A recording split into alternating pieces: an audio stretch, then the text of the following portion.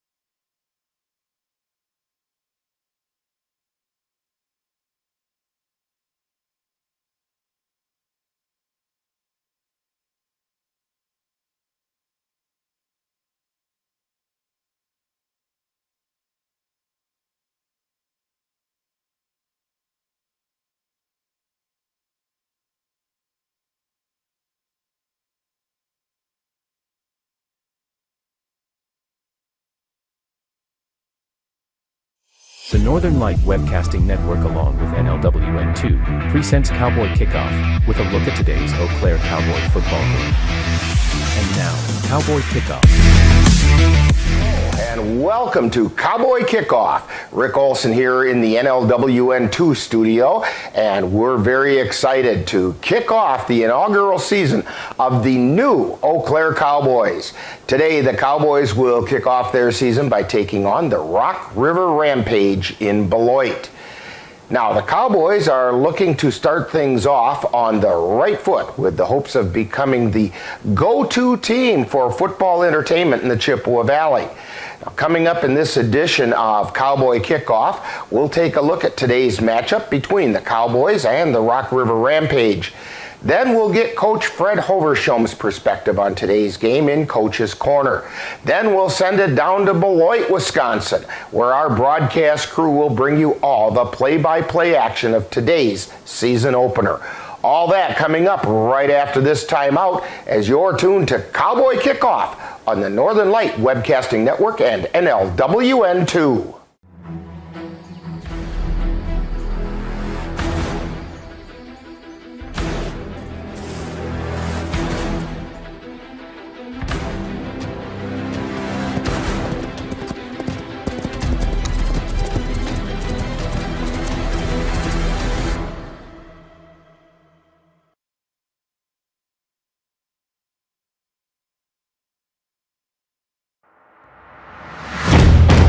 Welcome back to Cowboy Kickoff. Today, the all-new Eau Claire Cowboys will take on the Rock River Rampage from Beloit, Wisconsin. Today, we unveil a new version of the Cowboys. Prior to the COVID-19 pandemic, the Cowboys existed beginning in Stanley and then moving to Eau Claire in 2019. While in Stanley, the Cowboys were crowned champions of the Northern Lights Football League for both 2017 and 2018. Then, while in Eau Claire, the Cowboys were the runners-up in the Champions Amateur Football League. In 2020, due to the pandemic, the Cowboys didn't have a home field to play on and therefore had to shut down operations. Now, last fall, a new group of owners decided to revive the Cowboy organization. So this spring, armed with a new board of directors, coaching staff, and roster, this new Cowboys team is ready to take the field. Now, the Rock River Rampage are somewhat of a new team as well. They began last season, but after 2 games and some unfortunate events at those games, the Rampage suspended operations.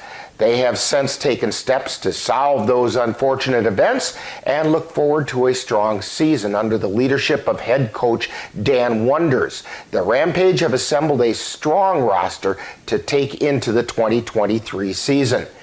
In addition, the Rampage have moved their home field to the former Beloit Catholic Memorial Field. Now, any fans that happen to be in Beloit to watch the game are encouraged to bring lawn chairs, as the bleachers were removed when the school closed.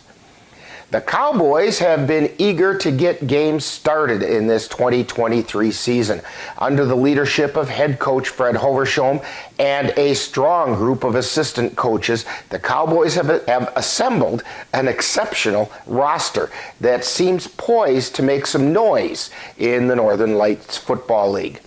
On offense, look for the Cowboys to be led by quarterback Andrew Barnes. Barnes had an outstanding high school career at Cumberland High School.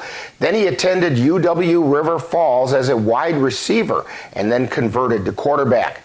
Barnes went on to play in the Northern Lights Football League for the Midwestern Wildcats last season.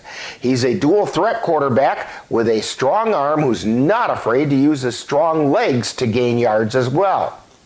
Look for Barnes to be aided by a core of wide receivers, including Sage Weiss, Connor Hughesby, and Anton Dorsey, as well as tight ends Durante Wilson and Jason Check, along with running back Ujay Wilkerson. Defensively, look for the Cowboys to follow the leadership of linebacker Tyler Adamczak, who has degrees from UW Eau Claire and UW Oshkosh in nursing, and he currently is a captain in the United States Army in logistics.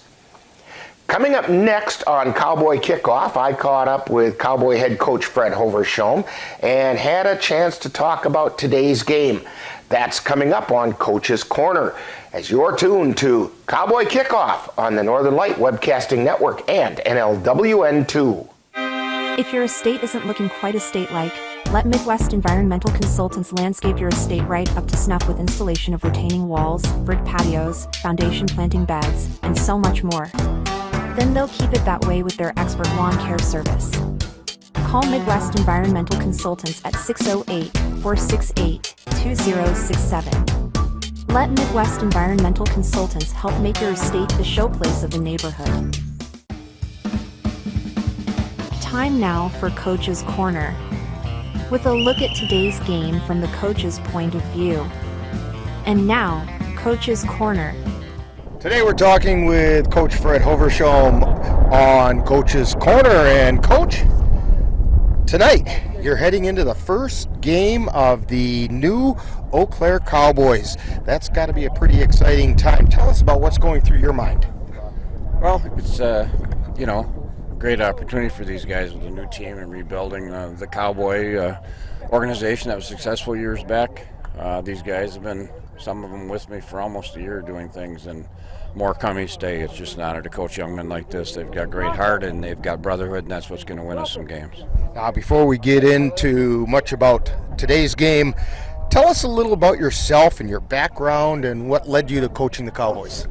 I started coaching in 1975 and high school team, and been doing that on and off at different levels: baseball, basketball, football, girls basketball, girls softball. There's not really anything I haven't coached, and I had retired years back, and when they formed this team, Sonny called me up and asked me if I'd come out of retirement, and I thought I was a little bit too old to be coaching, but I came, and it's worked out pretty good. Now I got my son helping out too. Tanner has done a great job, and just tonight's practice that you witnessed, Rick, it shows in a day like this, at cold weather, and a lot of things happen in these young men's life, that they bond together, and I'm blessed to be able to be here with them.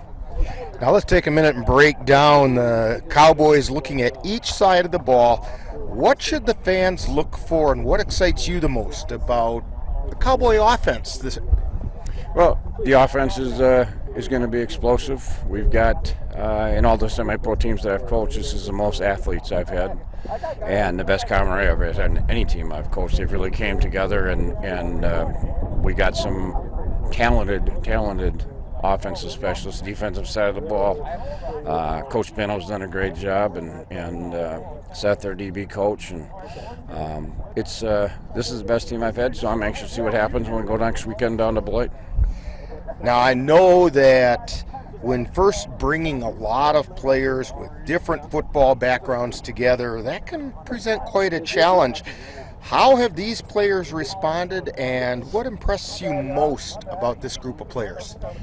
Well, I run a system different than most coaches, as you know, Rick, watching me coach, and players either buy in or they don't buy in. And I don't compromise what I believe in, and these guys have come from, we got guys from La Crosse, Wisconsin Dells, Duluth, Minnesota, Minneapolis. They're driving 3-4 hours to come and be a part of this team, and players have recruited most of them, and it's their team, and I'm fortunate enough just to coach them. I'm just really happy what they've built, and I'm fortunate to be a leader of the team. Now, since this is the first game of the season and knowledge about your opponent can be pretty limited, do you know anything about the Rock River Rampage? I don't know anything about the Rock River Rampage. So you're just going to be worried about making sure the Cowboys do what they can do. Right. Yeah, we'll do our game, and hopefully we can give them a good game and come out of there with a victory. And tonight's practice was the best we've had since I've been around, and especially in this weather, wet and windy and snowing and raining. These guys manned up. We worked them for almost 3 hours tonight. And that's what's going to win us some games, and I believe in them. They've got a brotherhood and a unity within them that I haven't seen in a long, long time. Thank you, Coach Hovershome, for joining us on Coach's Corner. Good luck in tonight's game, and coming up, we'll have more of Cowboy Kickoff. You've been tuned to Coach's Corner, with a look at today's Cowboy game from the coach's point of view. Stay tuned. Coming up is more Cowboy Kickoff. Let NLWN TV and the Northern Light Webcasting Network take you out to the ballgame.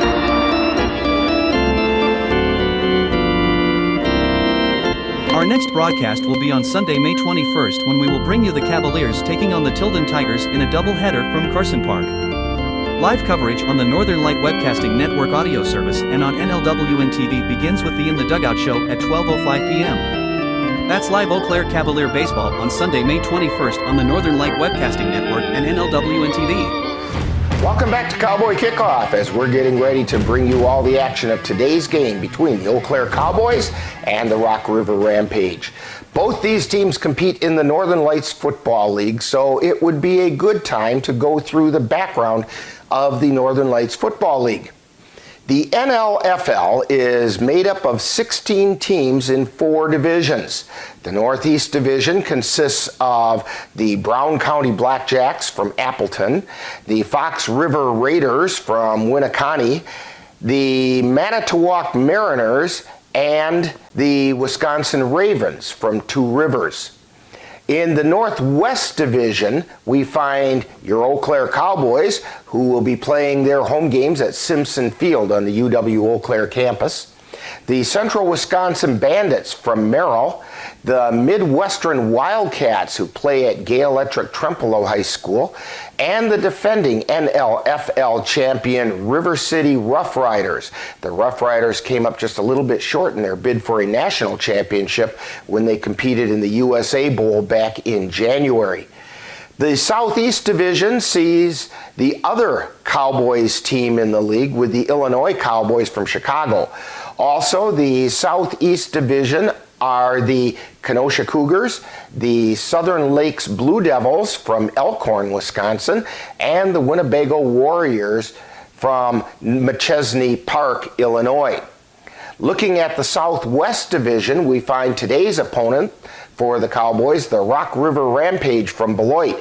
Also in the Southwest Division are the Midwest Warriors from Sun Prairie, the Madison Mad Dogs, who play in Verona, and the Tri-City Bulldogs out of Partyville.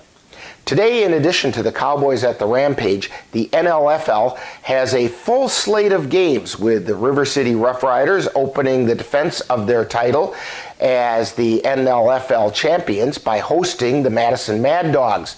The Kenosha Cougars travel to the Wisconsin Ravens. The Brown County Blackjacks are at the Winnebago Warriors. The Central Wisconsin Bandits play host to the Midwest Warriors. The Illinois Cowboys are at the Manitowoc Mariners. The Midwestern Wildcats host the Tri-City Bulldogs, and the Fox River Raiders travel to the Southern Lakes Blue Devils. Now, coming up next, we'll wrap up Cowboy Kickoff and get you ready for today's game. You're tuned to Cowboy Kickoff on the Northern Light Webcasting Network and NLWN2. Life doesn't always give you time to change the outcome. Prediabetes does.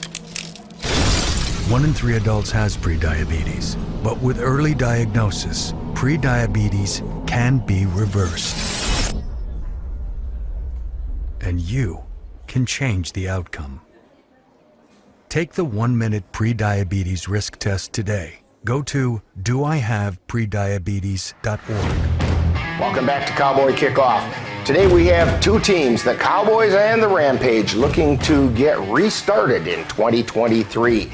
The Rampage want to eliminate the unfortunate events from last season and show they can provide family-friendly entertainment. And the Cowboys want to open with the success that will point them in the direction of a Northern Light Football League championship. Now, the key to today's game for the Cowboys is, can the chemistry that's been developing in the many practices this spring translate into chemistry on the field during game time? So it all adds up to some exciting football action right here on the Northern Light Webcasting Network and NLWN2. Now, in just a few moments, I'll join our broadcast crew in Beloit, and we'll have all the play-by-play action for you. Coming up next, now you've been tuned to Cowboy Kickoff on the Northern Light Webcasting Network and NLWN2.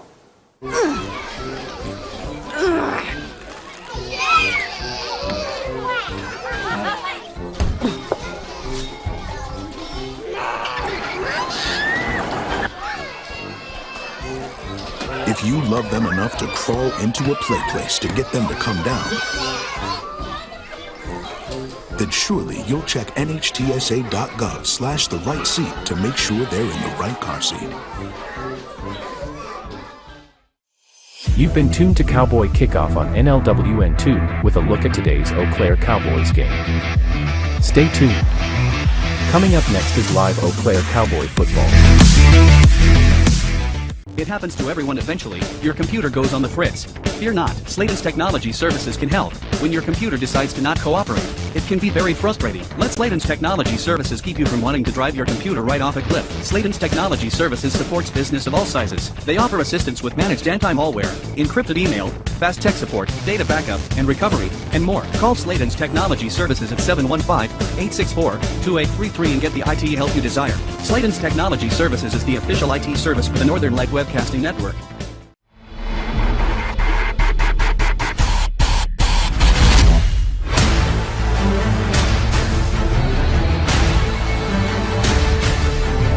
The following is a presentation of the Northern Lights Football League.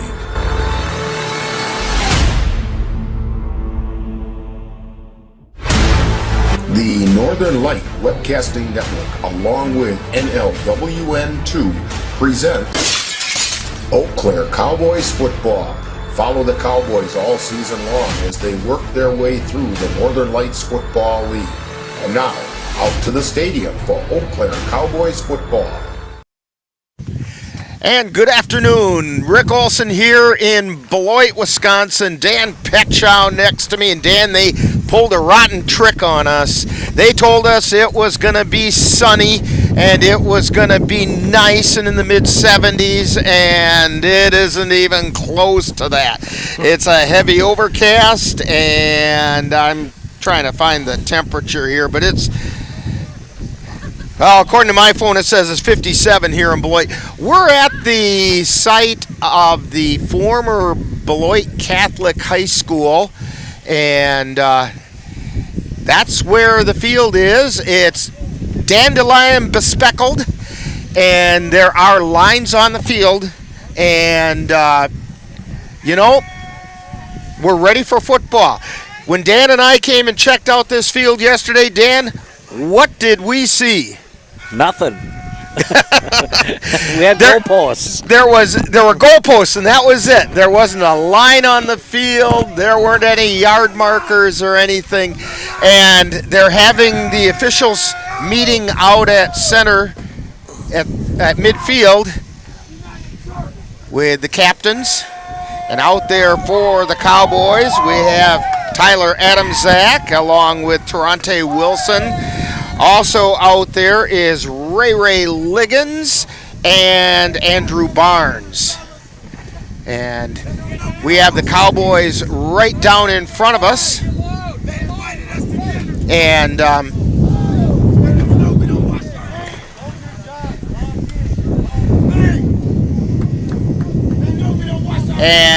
let's see. I didn't see who won the toss because I all of a sudden got busy trying to fix something on a computer here.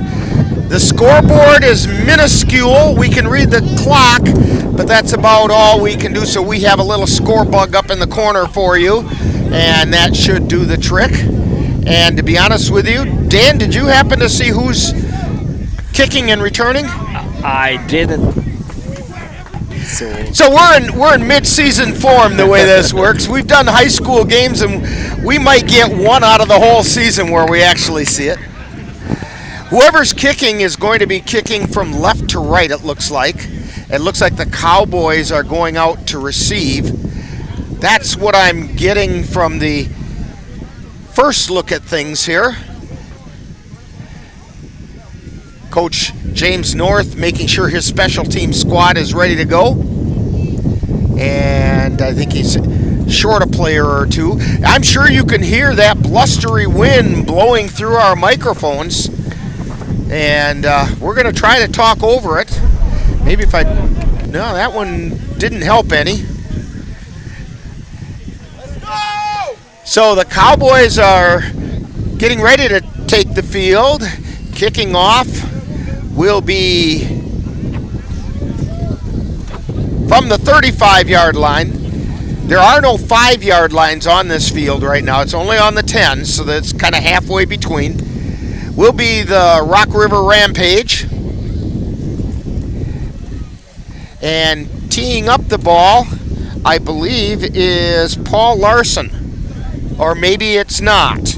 Maybe it's Maxwell Maderer. It is. It's Maxwell Maderer. Dropping back to deep for the Cowboys. We have Anthony Marquardt and Antonio Williams are back deep.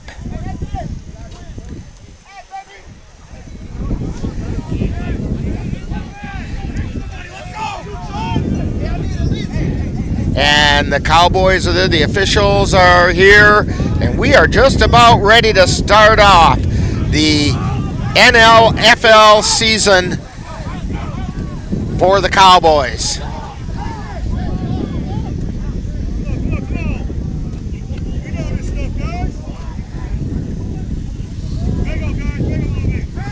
And the Cowboys, a little bit of confusion.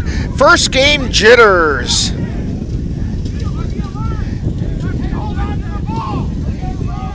And now we're about ready. Mader dropping back, getting ready. Like I said, Marquardt and Williams are back deep to receive. Mader approaches the ball, and the 2023 season is underway. Short kick returned by Justin Ellison. He's got it out about the 45-yard line where he's taken down by a couple of Rampage players. I'm going to mess up here and call them the Renegades before it's all said and done. I can tell that already. But the Rock River Rampage. 1st and 10 for the Cowboys.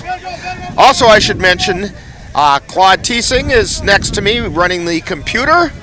And thank you for that, Claude. And the statistician is Paul Renault, keeping track of all the numbers for us. Cowboys come up to the line of scrimmage. Andrew Barnes at quarterback. He's going to be in the pistol. And we're switching from one side to the other. Jordan Fahn split out wide to the left. Going out wide to the right is Taquan Hodges.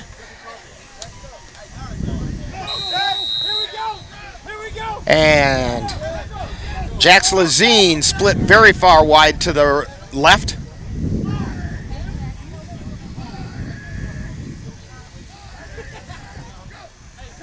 And to give straight up the middle, big hole, taking it up and across the 50, down to the 49-yard line is Anthony Marquardt. Marquardt gets it across the 50-yard line.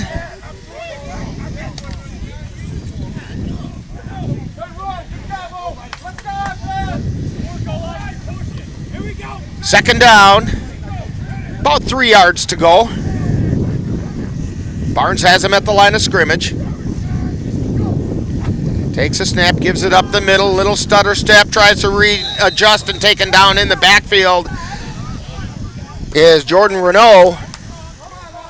And they're going to spot it at about the 46-yard line as best as we can guess. And it's going to bring up third down, about 7 for the Cowboys. Splitting out wide to the left is Hodges.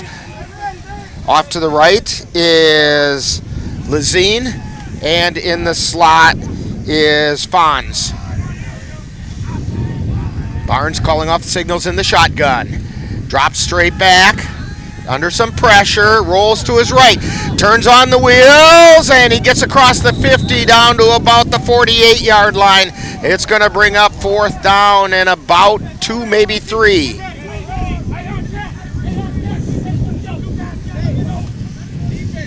4th down, and that's a long 2.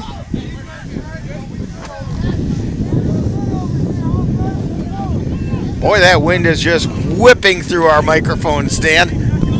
Yeah, and we're up here about 10 feet in the air. Vikings. Like, Cowboys going for it on 4th down. Give straight up the middle, and he's not going to get there. Lost the ball. It doesn't really matter. Recovered by the Rampage. He was being taken down anyway in the backfield, so it was going to go over on downs anyway. So the Rampage will take over. 1st and 10 at the 50-yard line. No score with 12:45 to go, and you're tuned to to Cowboy football on the Northern Light Webcasting Network and NLWN 2. Royal Credit Union's low rates and flexible terms on auto loans can help keep your payments low. Get a great rate on your next car or truck purchase, or refinance an existing vehicle with an auto loan from Royal Credit Union. Royal also offers loans for buying or refinancing boats, UTVs, and other vehicles. Royal Credit Union wants to help keep your payments low. Check rates and apply for a Royal Credit Union vehicle loan online at rcu.org/autorate. Subject to credit approval. And the pass intended by Paul Larson on the left side is incomplete, batted down by pressure, and Terrante Wilson put the pressure on and slapped the ball down. 2nd down 10 for the Rampage, right at the midfield stripe. Larson brings the Rampage up to the line. Splitting out wide to the right side is Calvin Haley.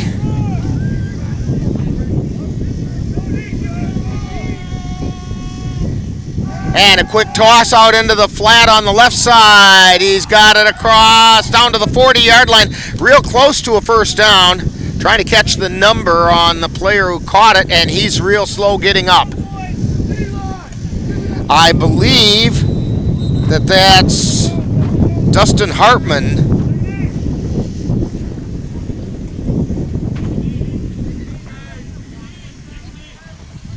And let's take a look at that quick play on the other side.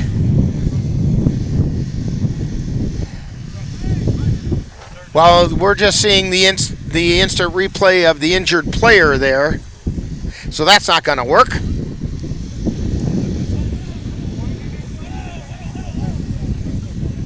But it should come back.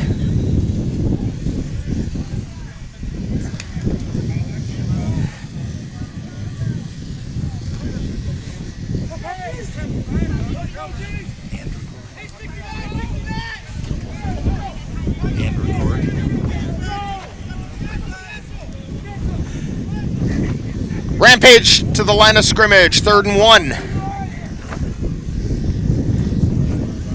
Larson at quarterback, takes a snap, gives it up the middle, met in the backfield, but he scoots out to the outside, gets across the 40 down to about the 38-yard line.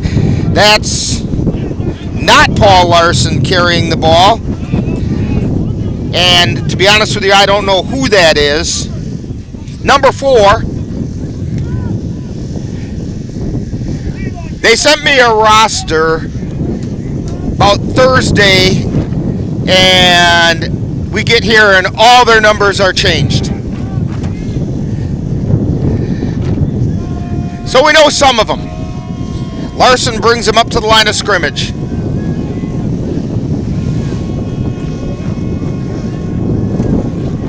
He's got a slot on the right, slot on the left, gives straight up the middle, big hole. Getting down across the 30, down to about the 26-yard line. That ball was carried by number 10, and we don't even have a number 10 on their roster. And I know, Dan, you tried to get their roster, and there was just nothing there, was there? right, yeah, we got some of the main wide receivers and quarterbacks. But it really would help if we knew who number 10 was.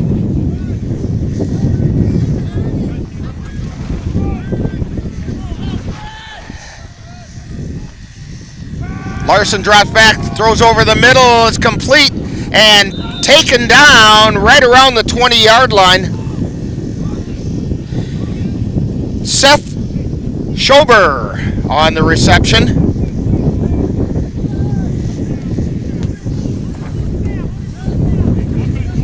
Brings up second down and about a yard and a half.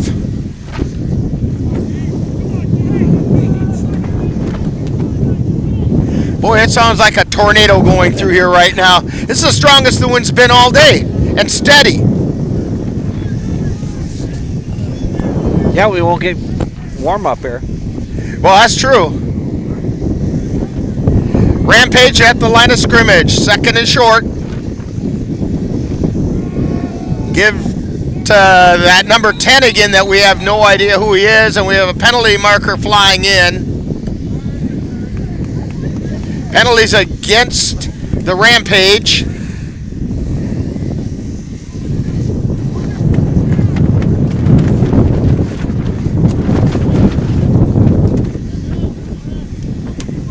And from the marking off, it looks like it's probably going to be a hold.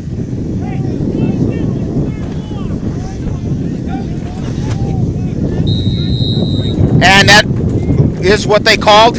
I did not see the official indicate it, but from the way they marked it off.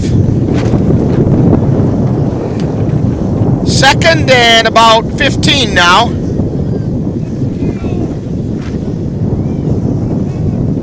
Slot receivers both sides.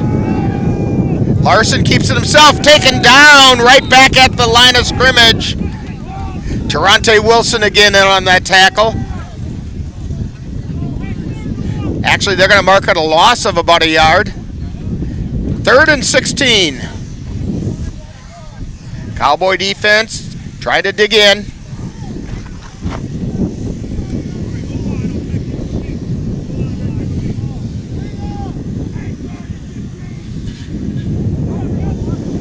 Rampage up to the line of scrimmage. Again, slot receivers both ways.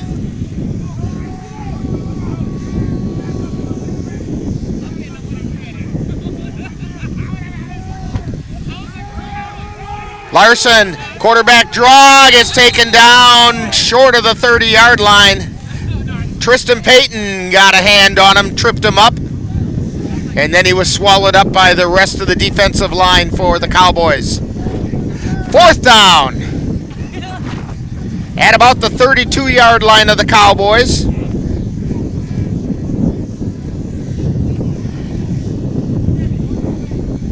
It looks like they're bringing out a field goal team, maybe. They need a few more players out there. Dan just got attacked by our awning. We got it fixed.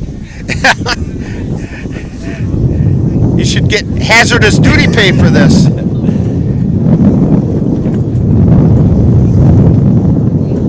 Oh, they're in punt formation. I was going to say, with this kind of wind, it's not worth trying to kick a field goal. Back deep to receive. Low snap. He gets the kick away. It goes sideways due to the wind and takes a Rampage bounce and is covered by the Rampage down around the 10-yard line. We'll see where they end up spotting it. We can't see lines down that way, so we'll have to see where the sticks are. Looks like they're putting it on about the 12. 1st and 10 for the Cowboys on the 12-yard line.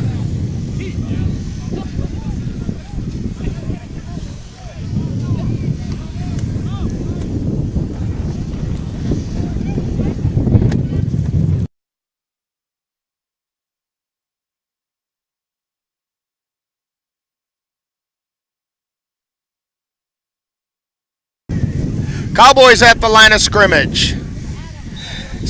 Penalty marker flies on the snap, which means it's going to be an illegal procedure.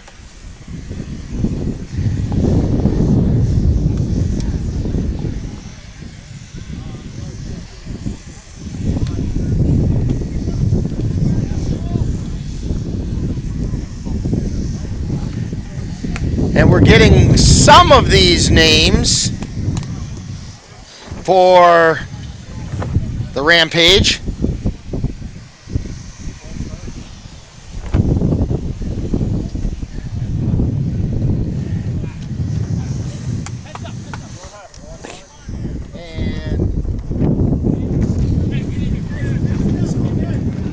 Penalty was against the Rampage. And number 10 we finally found out is Tyler Advance. Cowboys at the line, 1st and 5. Barnes drops back, looking downfield. Pass complete at the 40-yard line. Taken down immediately, Jordan Fonz.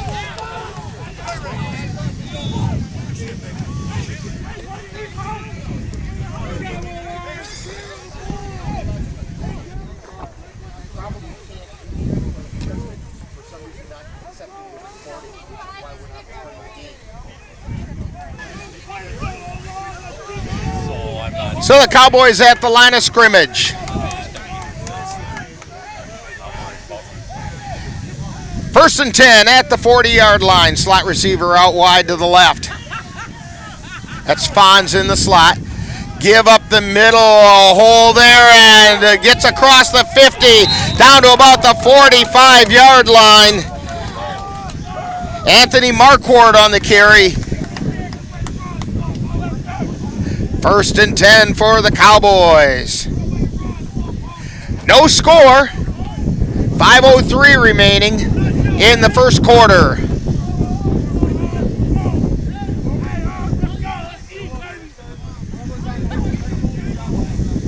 Cowboys up to the line of scrimmage. Barnes in the shotgun. Slot receiver on the right side this time. Fonz in motion. And they give up the middle again, and down near the 40-yard line. They're going to take him down at about the 41-yard line. Jordan Renault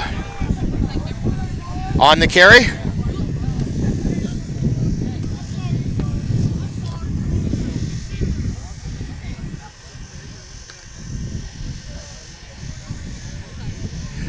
Cowboys up to the line. Slot receiver out wide to the right.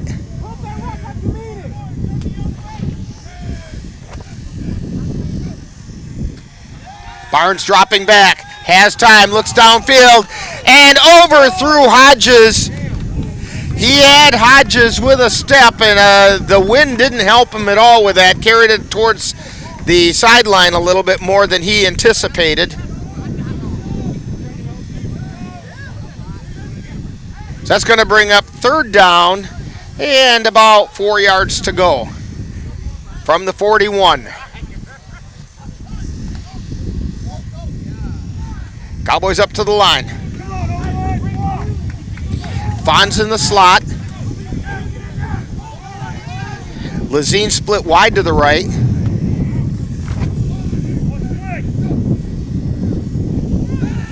Pitch going out to the left side, and he breaks a tackle, gets it across, and gets the first down. Anthony Marquardt on the carry finished the run with a good hit as he got the first down. They're going to mark it at about the 37-yard line. 1st and 10 Cowboys. Marquardt running with some authority.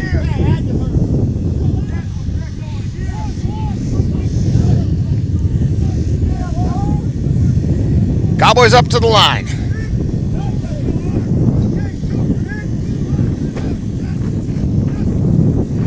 Snap to Barnes, he drops back.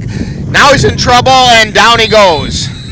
Back outside the 40 at the 41-yard line. That's going to be a loss of about 4. 2nd and 14. Dan hanging on to the awning, running the camera, doing as much color commentary as he can with everything else he's got to kind of keep track of. You know, I don't know if I've said it on the air much, but Dan is so valuable to this organization. He gets so much stuff done. All right, Cowboys at the line.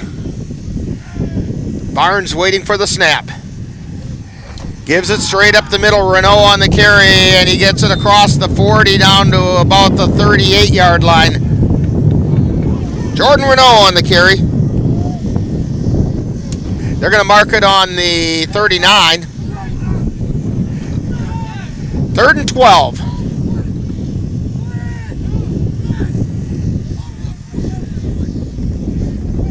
Multitasking.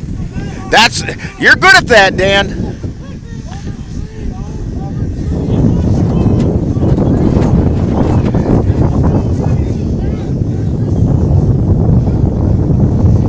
Cowboys at the line. Throw over the middle. Pass is complete. It's going to be shy of a first down. But pass is complete to Taquan Hodges at about the 32-yard line. It's going to bring up 4th down.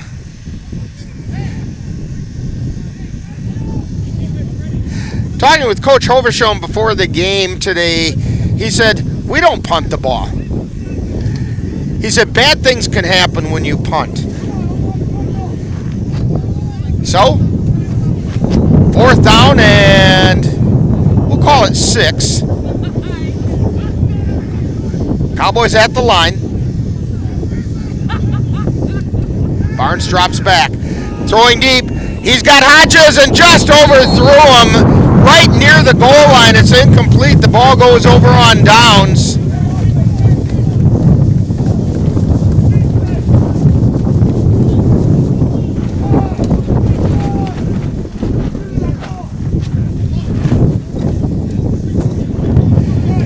And so, with a timeout on the field, we have no score. You're tuned to Cowboy Football on the Northern Light Webcasting Network. NLWN is a locally owned gym operated right here in the Chippewa Valley. Save time and gas money with our 2 Eau Claire locations that are close to where you live, work, and play. Our Westridge location is open 24 hours a day.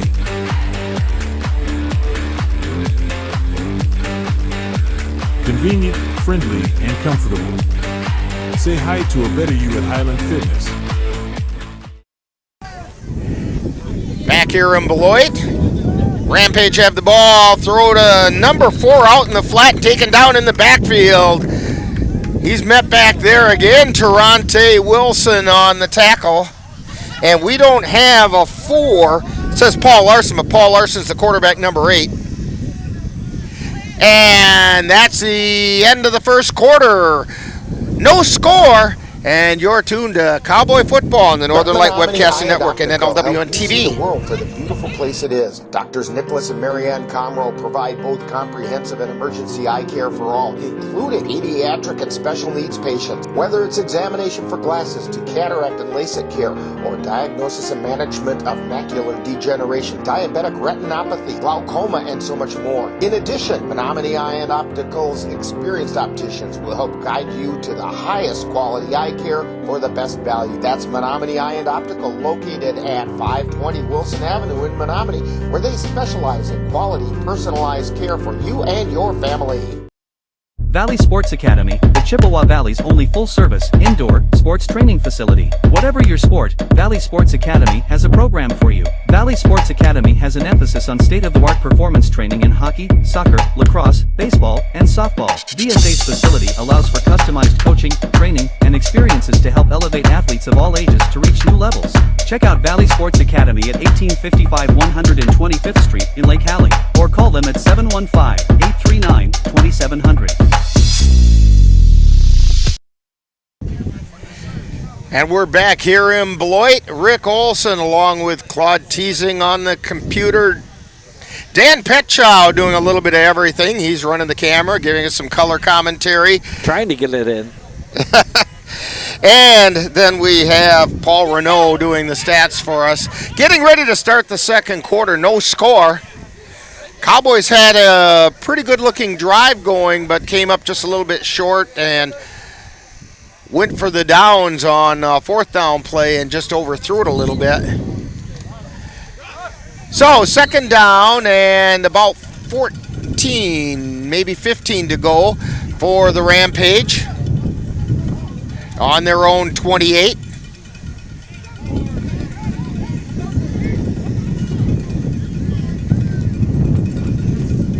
Larson has him at the line of scrimmage. He drops back, looks out into the flat, ball's loose. It's coming down out of bounds. Again, the wind carried that ball out of bounds. John Adams was the intended receiver.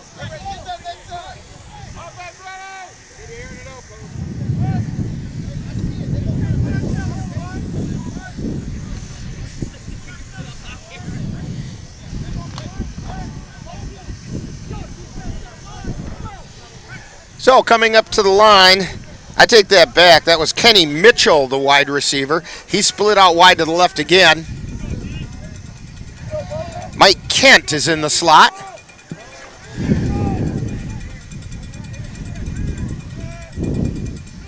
Larson takes a snap, drops the ball, picks it up, takes it himself, and he's met right at the 30-yard line by Tyler Adamczak.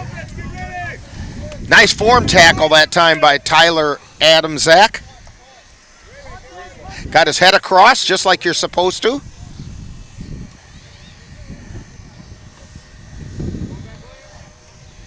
It's going to bring up fourth down and about 11, long 11. Cowboys are dropping Ray Liggins back deep along with Antonio Williams.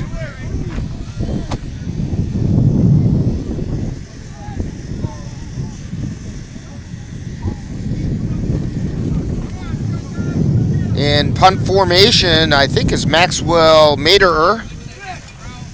Oh no, it's not. It's DeAndre Harrell in punt formation.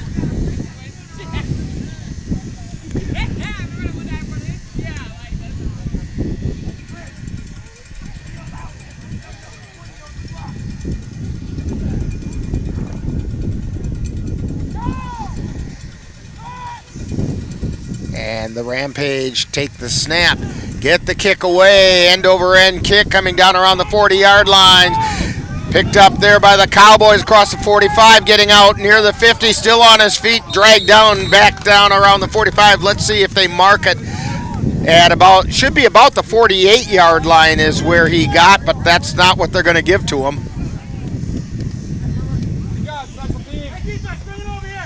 Liggins on the return. And they're going to mark it at the 44. First and 10 for the Cowboys at their own 44-yard line.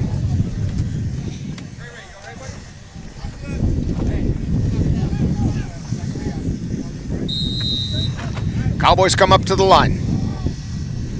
Hodges split out wide to the left, slot on the right. With Lazine split wide. Snap. Barnes keeps it himself. Pitches. They get it out to about across the 50 down to about the 42-yard line. Getting the pitch on it was Jordan Renault. And we do have a penalty marker. I do think that the Rampage jumped off sides, and they're going to decline that because the play resulted in a first down. So it's going to be first and 10 for the Cowboys at the 43-yard line of the Rampage. And they got to wait for the chains to get set.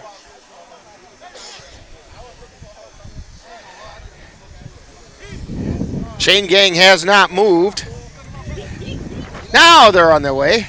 They were waiting for that official to pick up his flag.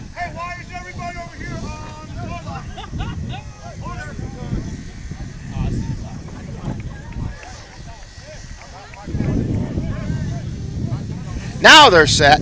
Cowboys are at the line of scrimmage. Slots wide to the left. Give up the middle, and Renault takes it down to about the 40-yard line. Jordan Renault on the carry.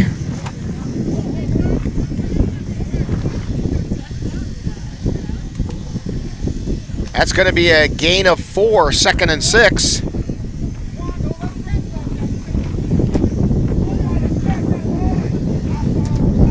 Cowboys at the line.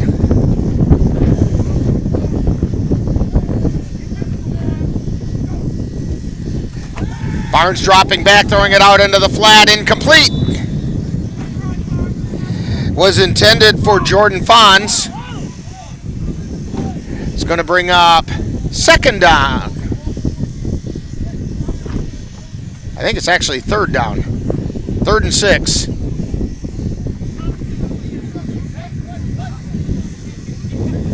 Now they got it right. Over on the far side there.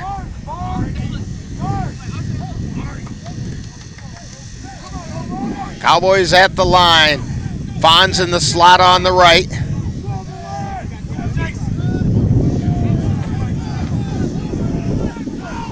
Snap. Barnes drops back, looking downfield. Rolling to the right, and he throws it down there, and it's caught. Caught down there by Connor Hughesby, and he got back to his feet. Because this is not college ball, they play NFL rules. He got back to his feet and down to the 28-yard line, and it's going to be a 1st down for the Cowboys. 1st and 10.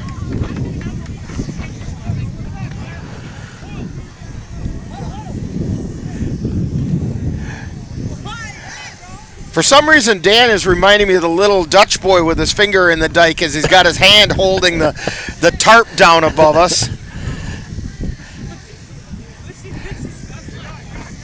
Cowboys at the line, and snap went straight back to Marquardt, and they're saying he was down by contact after he got down to about the 25-yard line.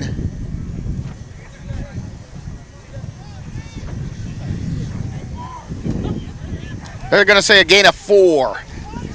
2nd down. 6 yards to go.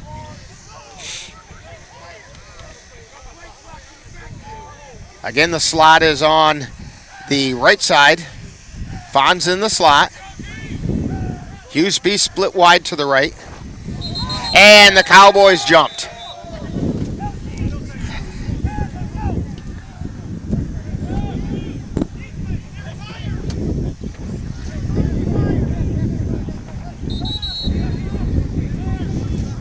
A little bit of movement by the left tackle.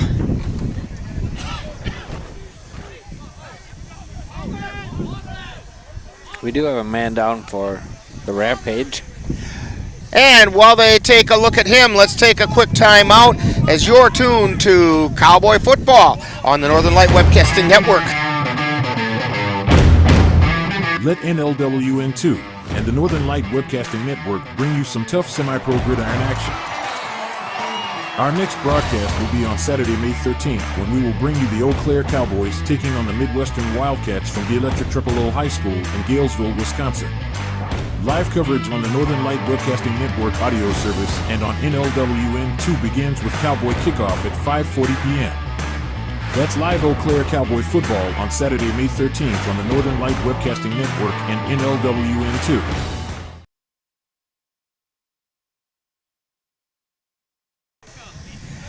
And we're back here in Beloit. 9:58 to go in the first half. Cowboys with the ball. It's 3rd down and 11 from the 30-yard line. After that false start.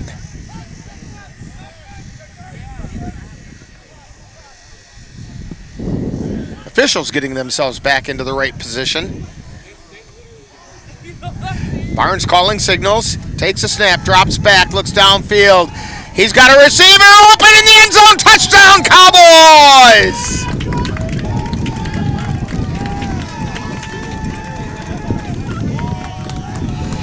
Kari Dorsey on the reception.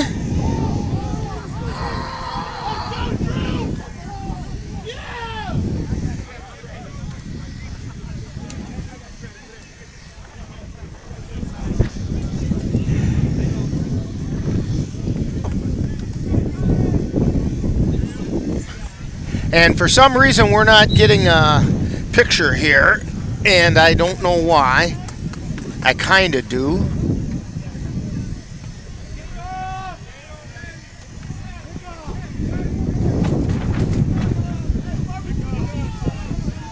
There we go.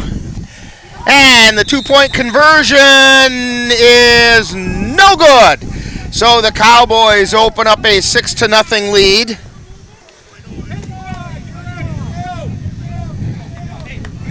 And you're tuned to Cowboy Football on the Northern Light Webcasting Network and NLWN 2. How will you make your mark? With over 200 jobs, the Army can help you find the answer. No matter your career goals, the Army can get you there. The Army can impact your life in many ways. That's why we offer a variety of benefits to support what's most important to you, your family, and your future. Visit GoArmy.com, request information, watch videos, and see how the Army could be right for you.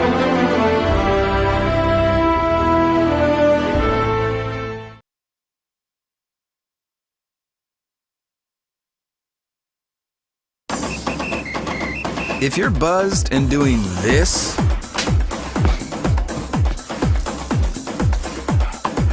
to make yourself feel okay to drive,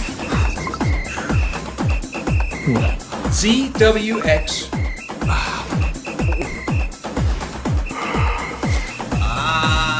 You're not okay to drive. YGKLVW. Regular you. And we're back here in Beloit. Cowboys just opened up a 6-0 lead over the Rock River Rampage. JP Heffling to kick off, and it's hung up by the wind. It's a loose ball. Loose ball still on the field, and the Cowboys fall on it. It was not an intended onside kick, but the wind hung it up. It fell down, and falling on top of it is Sammy McBride.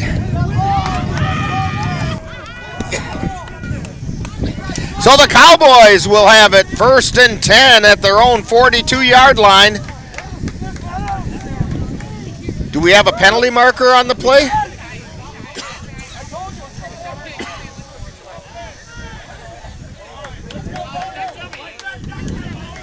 And I'm waiting to see here what the officials are saying.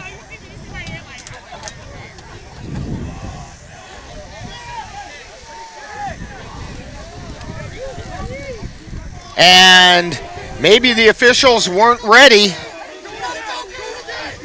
So much for the turnover. The officials weren't set. I thought I heard a whistle, but evidently. So Heffling gets to do it again. JP Heffling. The receiver for the Rampage is number 26, Tyler Fraunfelder.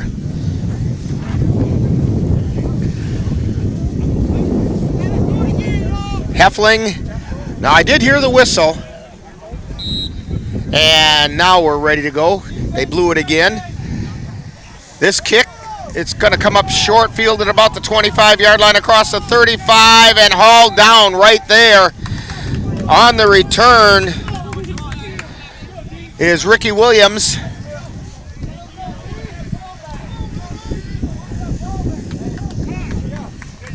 And it'll be 1st and 10 right at the 35-yard line for the Rampage.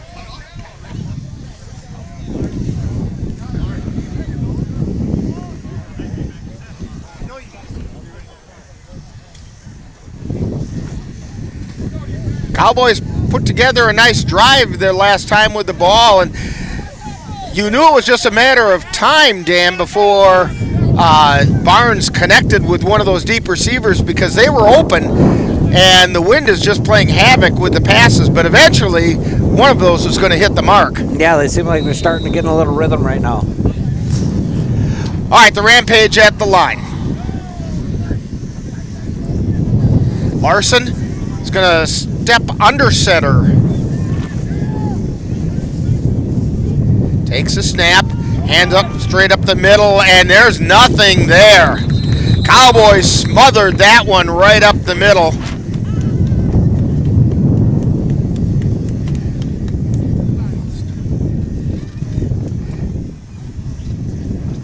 And it was, again, number 4 that we don't have the name for, who carried that ball.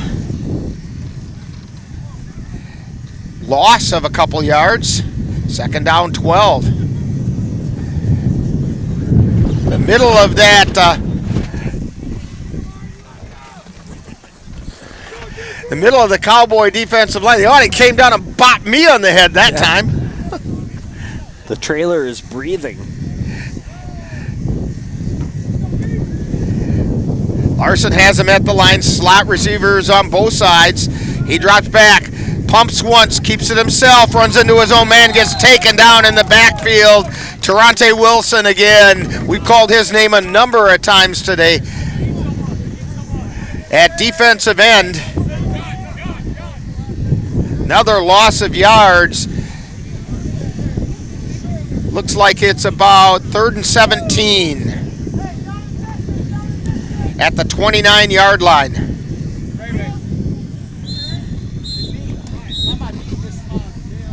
And we have a timeout being called by the Cowboys. So with a timeout on the field, Cowboys 6, Rampage nothing. You're tuned to Cowboy football on the Northern Light Webcasting Network and NLWN 2. Mom's Restaurant and Pub in Colfax has just what you need when you have that craving for a home-cooked meal the way Mom used to make it. Mom's is open from 7 a.m. to 3 p.m. daily and until 9 on Fridays with a complete breakfast menu. Lunch includes sandwiches, salads, wraps, and burgers, along with Mom's comfort food favorites, and don't forget dinner on Fridays with Mom's famous fish fry.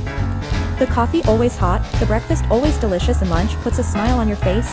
225 Bremer Avenue, Colfax. Call 715-962-4617. That's Mom's Restaurant and Pub in Colfax.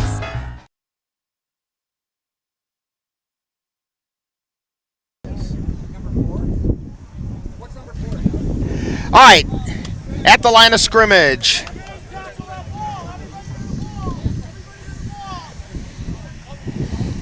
Are going to be the Rampage. 3rd down and a long ways.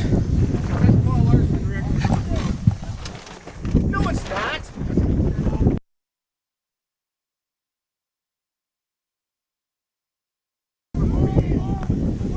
Rampage at the line. Larson at quarterback.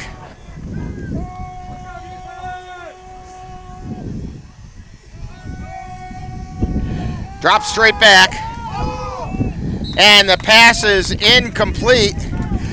Thrown down at the feet of DeAndre Harrell.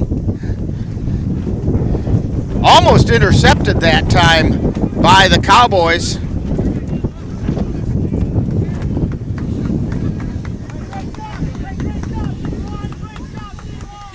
And Sammy McBride made a good effort at it. 4th down and a long ways to go for the Rampage. Antonio Williams back deep for the Cowboys.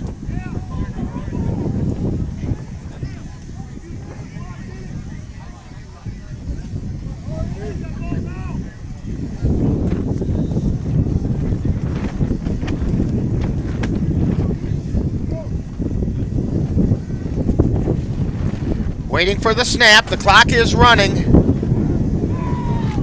Official reminding him of that. And we're going to get an illegal substitution. And I don't know if the kick was blocked. The Cowboys ran straight into the kicker. And I think they got a hand on it. Yes, the official down here is saying they got a hand on it, so it's not a roughing the kicker. And the ball came to rest at about the 33-yard line. There is a penalty marker for an illegal substitution, but I sure think the Cowboys are going to decline that. Yeah, illegal substitution by the Rampage, declined by the Cowboys after they got a partially blocked punt, and the ball is going to be 1st and 10 at the 33-yard line.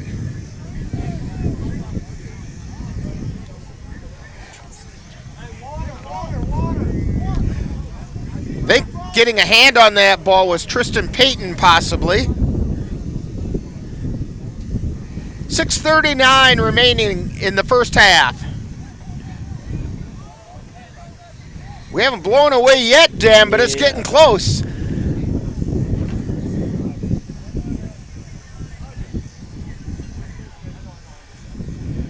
Rampage at the line. Or check that, Cowboys at the line. Wide out, split both ways. Give up the middle and drag down at about the 31-yard line is Marquardt. And we have a timeout. Ooh, flag on the far side. Okay, I see it over there now. It's kind of hard to tell the flags from the Dandelions.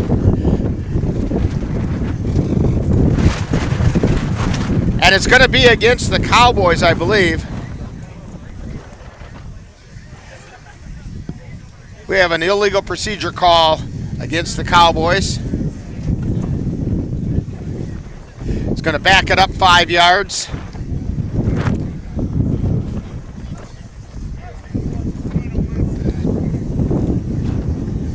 That was a pretty short 5 yards, to be honest with you. So first and, well, where the stick is, it's about 14.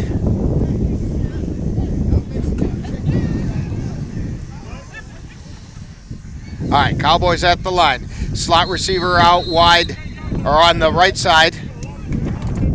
Lazine split wide to the right. Fonz is in the slot. Give up the middle. Picking his way through, finding a way is Renault, and he gets down near the 30-yard line. It's going to be just shy of the 30 at the 31.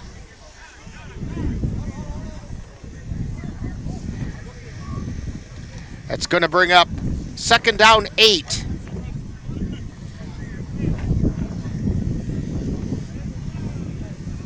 Hughesby split out wide to the right. Fonz in the slot on the right. Hodges split out wide to the left.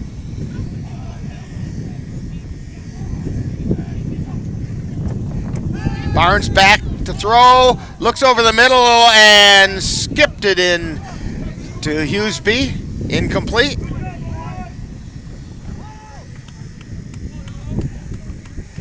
Third down.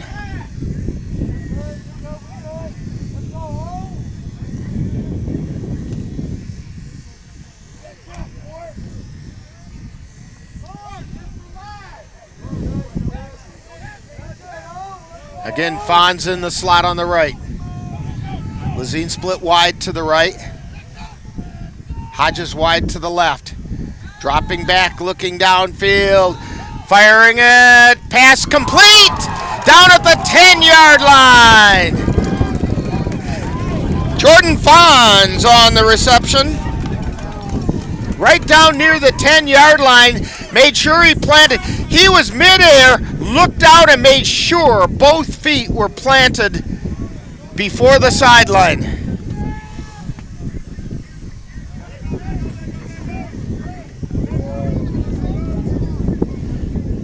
First and 10, just outside the 10. They're going to put it on the 11. Cowboys send the slot out on the left side, this time with Hughesby split wide to the left. Hodges on the right. Snap got carried by the wind, and it got caught right in the hands of Marquardt. He took it to the left side and picked up some yards. It's going to bring up 2nd down. Let's see where they put it. The stick hasn't moved. 4:33 to go in the first half. Now it moves. It was a gain of about 2, 2nd down 8.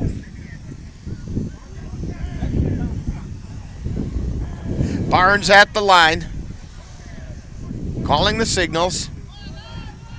Gives it to Marquardt. Marquardt across the line of scrimmage. Gets down near the first down.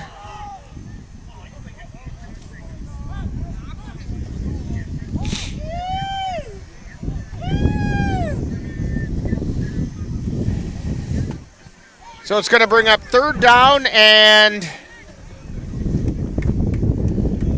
looks like about 3 for the Cowboys. Right down near the 5-yard line.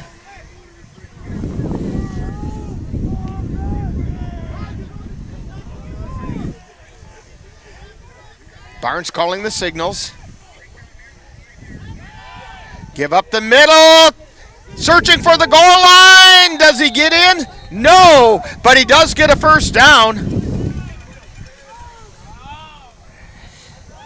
Carrying the ball was Marquardt.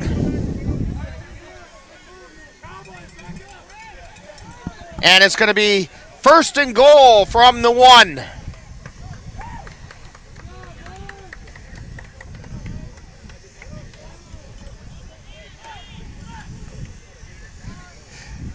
Coming up at halftime, we're going to get to meet one of the Cowboy players on Cowboy Profile. Cowboy Profile. The wind is blowing my voice away, or it's blowing my mouth away or something. Give straight up the middle. Marquardt tries to take it to the end zone, switches direction, still on his feet. And they're going to say that they blew the whistle saying his forward progress was stopped.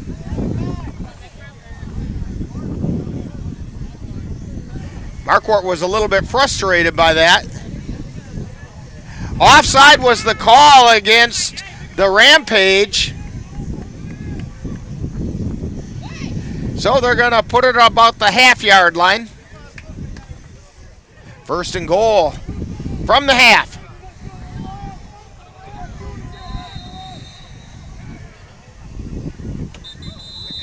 And we have a whistle. Timeout being called. Timeout called by the Rampage. And we'll take one also. You're tuned to Cowboy Football on the Northern Light Webcasting Network and NLWN 2.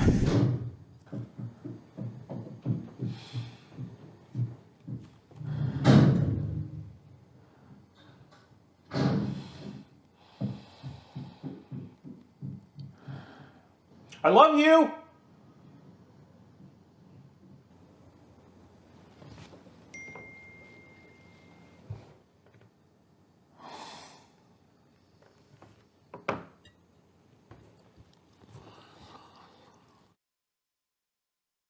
I love the pizza we get when we go to Gino's Pizza. That's because Gino's has been voted best pizza in the Chippewa Valley 5 years in a row. I think it's because Gino's uses the freshest ingredients, premium quality meats, cheeses, savory spices, and zesty toppings, and all served with attention to detail. Now you're making me hungry. Let's head to Gino's Pizza. Scott and the rest of the folks at Gino's Pizza would like to invite you to come out and try the area's best pizza. Call about Monday through Wednesday dine-in specials at 715-835-2000. That's Gino's Pizza at 5110 Fairview Drive, Eau Claire, right next to Chaos Water Park. Back in Beloit, Cowboys leading 6-0 and looking to add to that. 1st and goal from the half-yard line. 2:23 to go in the first half. Cowboys at the line of scrimmage. Barnes keeps it himself, heads towards the end zone, does not get in. Foot slipped a little bit as he tried to make the cut. Right back to the line of scrimmage.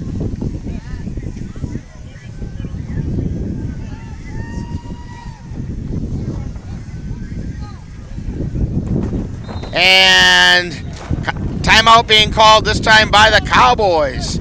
So with a timeout on the field, we'll take one as well. You're tuned to Cowboy Football on the Northern Light Webcasting Network and NLWN. Attention all my lords and ladies. It's time to travel back to the time when the nights were gallant and the festivals were grand. Do just that at the Newborn Village Renaissance Festival for 4 thrilling weeks from June 10th through July 2nd. Visit with the merchants who will be vending their wares, or enjoy what the village cooks and bakers have prepared as savory sensations and tantalizing sweet treats to fill your bellies. Plenty of activities for the kids, so this is a great place for the whole family. The Newborn Village Renaissance Festival is located at the Eagle Ridge Festival Grounds, 2302 Nelson Road in Chippewa Falls. So journey with us back in time at the Newborn Village Renaissance Festival from June 10th through July 2nd. Back here in Beloit, Rick Olson, Claude Teasing, Dan Petchow, and Paul Renault bringing you today's game.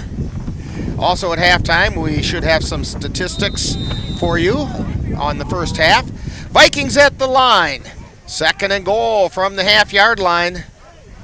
That was the 2-minute warning, by the way. That was the reason for that timeout. Give to Marquardt. Heads up and into the end zone for the Cowboy touchdown.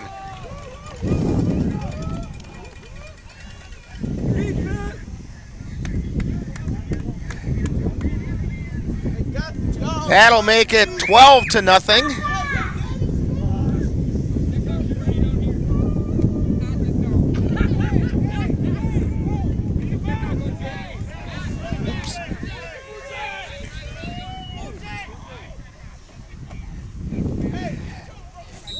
And the Cowboys are going to go for 2.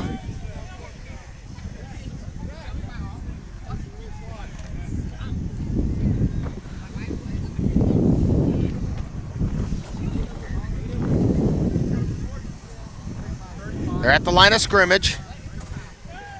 Barnes in the pistol.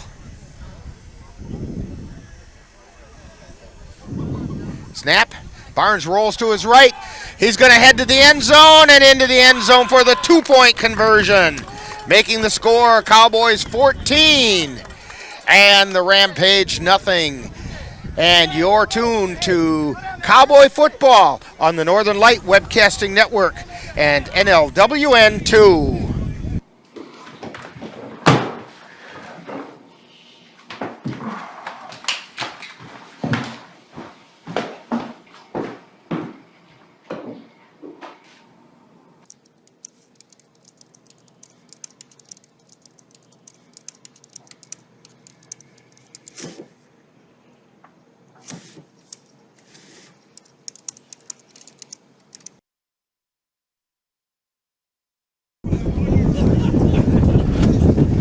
And we're back here in Beloit. Cowboys getting ready to kick off after opening up a 14-0 lead. Jax Lazine to do the kicking this time for the Cowboys.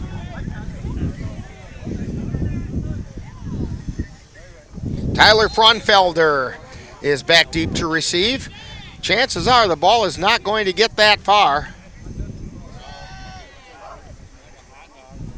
Here's the kick. Well, it is, maybe. Frunfelder takes it around the 10. He's out across the 30, slips and goes down at about the 35-yard line. He tried to cut, and down he went. And so the Rampage will have it 1st and 10. Minute 48 to go in the first half.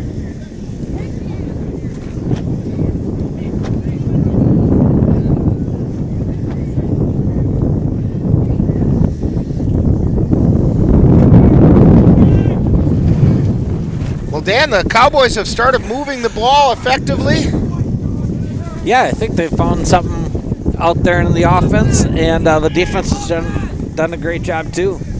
Well, the offense is mixing it up with runs and passes. They're relying a lot on the run, but those passes are there. Yeah, Rampage has to take advantage of the wind to their back here. And we have another timeout on the field, as evidently the Rampage needed to get a few things straightened out. So we'll take another one as well. You're tuned to Cowboy football on the Northern Light Webcasting Network and NLWN 2.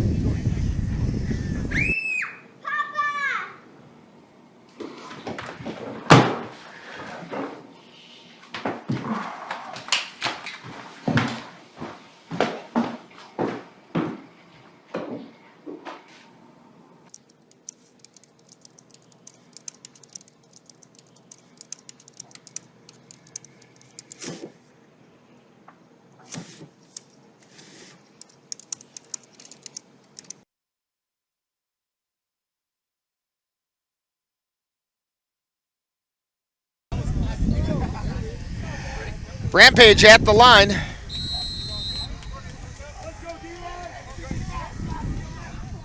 Two slot receivers out on the right side.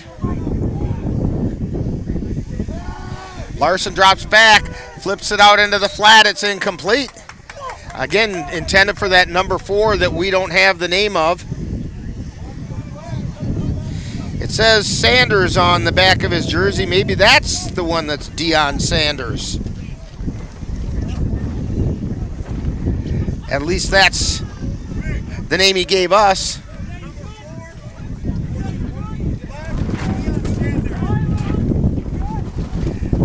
And now we just got confirmation of that from the sideline, that that's who that is. And the Rampage at the line. Slot receivers on both sides this time. And the wideout took off a little bit early. That was Calvin Haley Jr. And he went a little bit quick, so that's going to bring up 2nd and 15. Ball spotted back at the 31-yard line.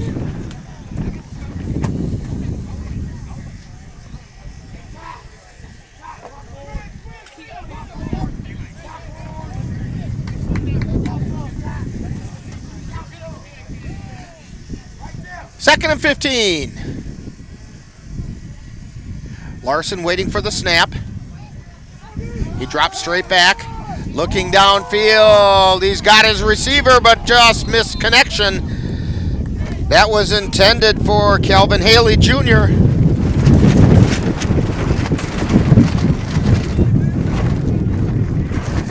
I think, folks, if you see a Cape Crusader go flying by up in the Eau Claire area, it's probably Dan. He just got blown away, or almost. I've always wanted to learn how to hang glide. Well, that's almost what's going on here. He's hanging onto that tarp. So much for sunny and mid-70s.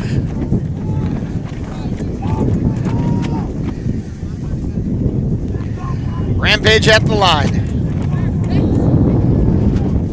Again, slots on both sides. Dropping straight back is Larson. He gets pressured, scrambles to his right, gets back to the original line of scrimmage and taken down there by Sammy McBride made that tackle. 4th and 9 at the, looks like the 38-yard line.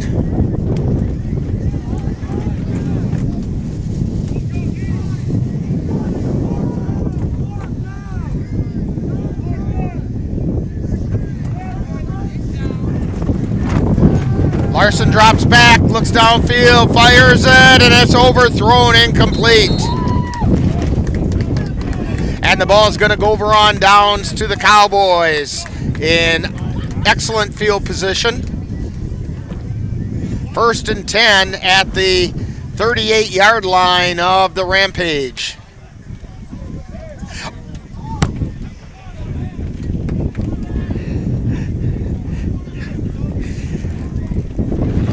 Cowboy assistant coach Brian Pino was trying to return the ball to the Rampage and fired it over there.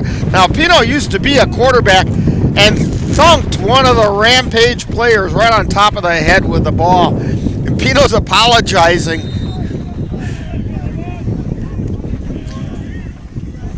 Cowboys at the line. Barnes drops back, looking downfield, fires it down there. He's got a receiver, incomplete. Lazine was the intended receiver. Lazine looked over the inside shoulder. Ball came to the outside shoulder, and Lazine got a hand on it. Actually played a little defensive back there and kept it from being intercepted. 2nd down, 10. Cowboys on top, 14-0. 17 seconds remaining in the half.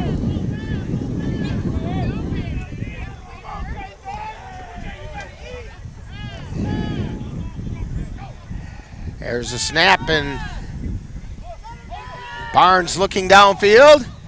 Got the pass completed to Fonz, and he got out of bounds to stop the clock with 9 seconds left. inside the 20-yard line. It's going to be right around the 18. 9 seconds remaining in the half. Cowboys would like to get some points on the board. Again, extend their lead a little bit. Lazine split wide to the right. Fonz in the slot on the right. Hodges on the left. Also out there on the left is Ingram. Barnes drops back, looks downfield, rolls to his left, fires. It's complete, taken down, and timeout being called with 2 seconds left.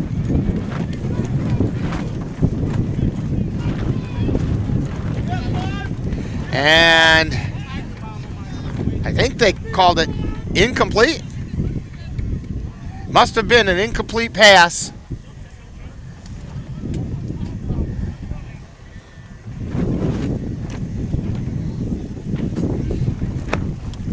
So it's going to bring up 2nd and 10 with 2 seconds remaining from about the 16, 17-yard line.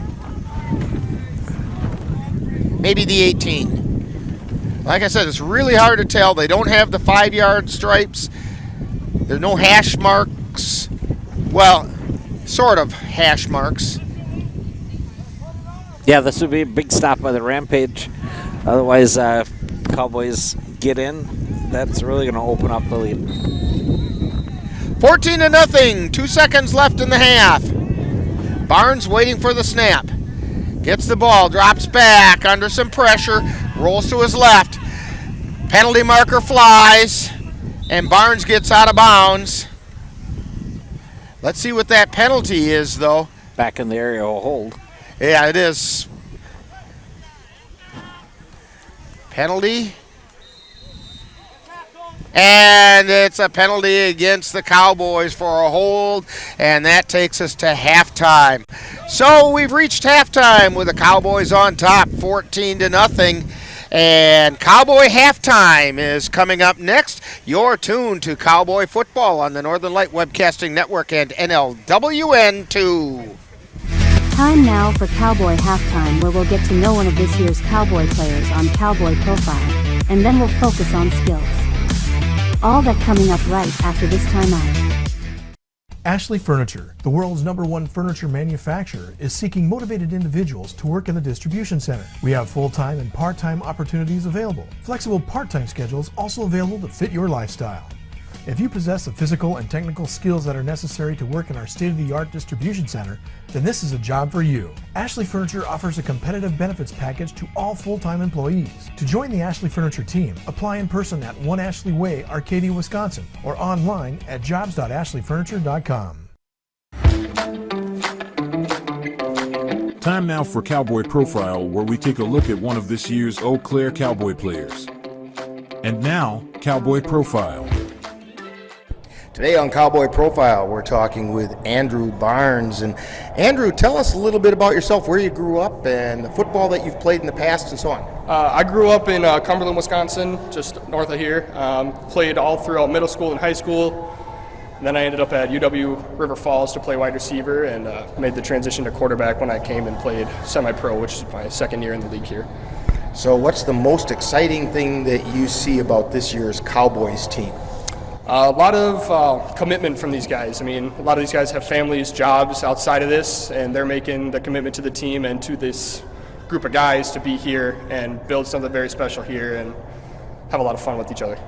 So when you're not playing football, what are some other things that keep you interested or occupied? I work around football. I work at the U.S. Bank Stadium in Minnesota, so I'm always around football, do a lot of video games, hang out with friends, stuff like that. All right, I've got a couple of rapid-fire questions for you. This first one's literally our trademark question. Okay. Pie, ice cream, cake, or cookies? I got to go with pie. Which kind? Oh, that's a good question. Good old apple pie is probably the go-to. That's a good fallback. If nothing else, take an apple pie. Yeah, of course. Okay, yeah. Burgers, brats, or hot dogs? Ooh, burgers. And what do you want on that burger? Ketchup, mustard, neither, both? I got to get everything on there. Ketchup, mustard, mayo, pickles, all that. That sounds like the way I have them too. It just adds a lot to it. Your favorite NFL team? NFL team? I'm a Packer fan. Grew up in Wisconsin. Sorry about it. I work at the Viking Stadium, but I'm a Packers fan, so that's a lot of fun. But yeah, parents lived in Green Bay for a while, so I grew up around that. Okay. Now, is there an NFL player through any era of NFL players who's kind of inspired the way you play? I'm Mike Vick. I like Lamar, obviously. Those kind of dual threat quarterbacks are more my style. Okay. All right. Now, if Andrew had a superpower, what do you think that might be? Probably flight. Okay. See what it's like up there with the birds and the clouds. Okay. And you don't have to go and get yourself a drone. You can just do it yourself. Exactly. All right. Now, if you had the ability of flight, you have to have a superhero name to go with that. So what do you think that might be? That's a good question. I don't even know. Maybe just keep the last name. Everybody calls me Barnes, so might as well just keep it there. All right. Just Barnes. Just Barnes. Yeah. Look up in the air. It's a bird. It's a plane. It's Barnes. Yeah. That works for me. We're talking with Andrew Barnes today on Cowboy Profile. And Andrew, how about a shout out to the family and others who might be coming to watch Cowboys play? Shout out to Ed and Ann Barnes for raising me the right way. Love you guys a lot. My niece and nephew, Aurora, Bronson, 2 brothers, Ryan and Anthony. Gonna have a lot of fun with them this summer.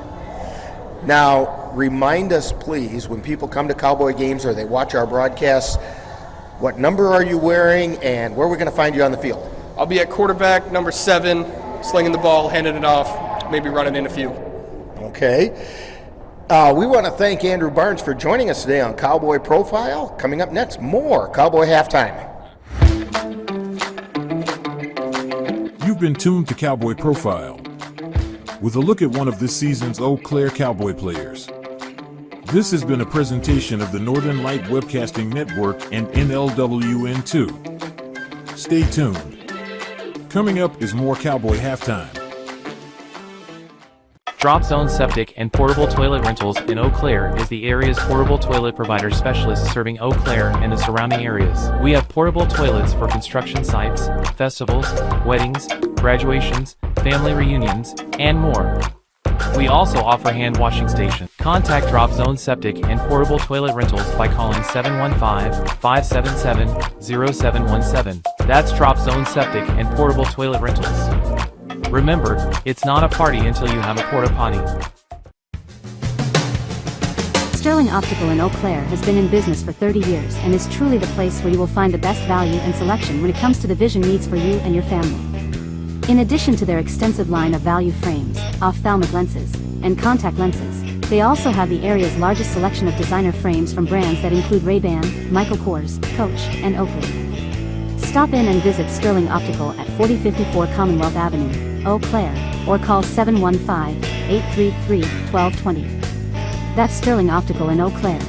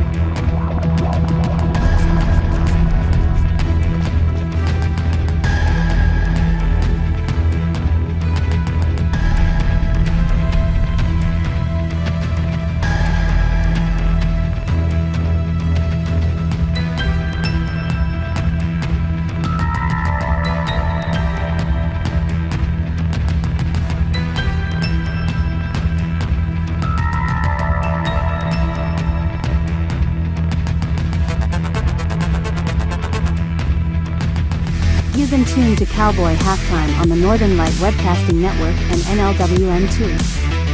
Stay tuned. Coming up next is second half action of today's Eau Claire Cowboys game. To get your lawn or garden to perform at attracting what you want, you first need to know what your soil is working with. That's where Midwest Environmental Consultants can help. Their soil testing service can give you a complete rundown on your soil's nutrition and health. They test for nitrogen levels, phosphorus, potash, micronutrients, minerals, pH, and organic matter. Let Midwest Environmental Consultants put you in control of your soil's health.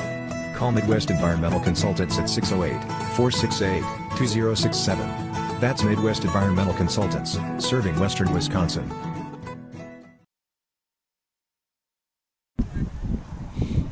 And we're back here in Beloit as the Cowboys have a 14-0 lead as halftime clock is just winding down. Cowboys will be kicking off to start the second half.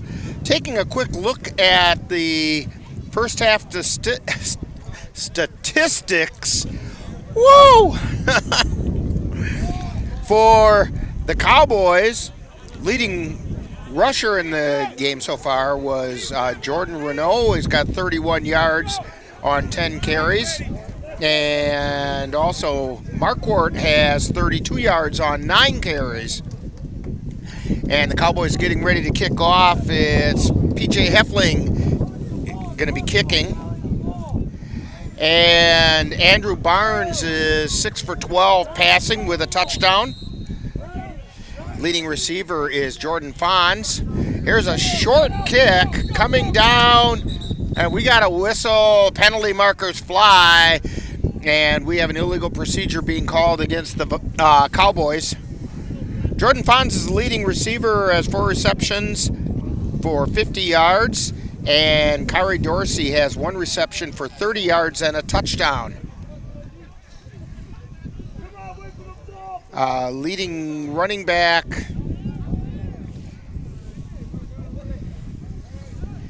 is Paul Larson for the Renegade, and he's gained 4 yards on 4 attempts. Those are mostly on scrambles. He's also 3 for 9 in passing for 8 yards. Here's the kick. This one's better. Coming down inside the 30. Picked up there. Spinning outside the 30. Got about to the 34-yard line.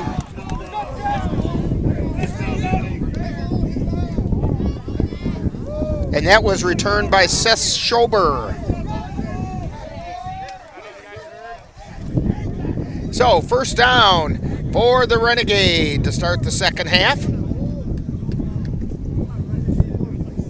They're going to mark it at the 33.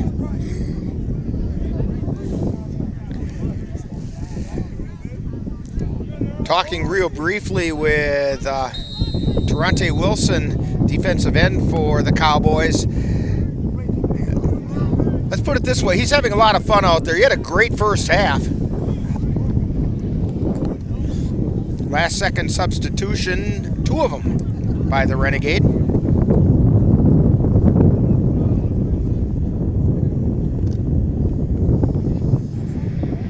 They come up to the line of scrimmage.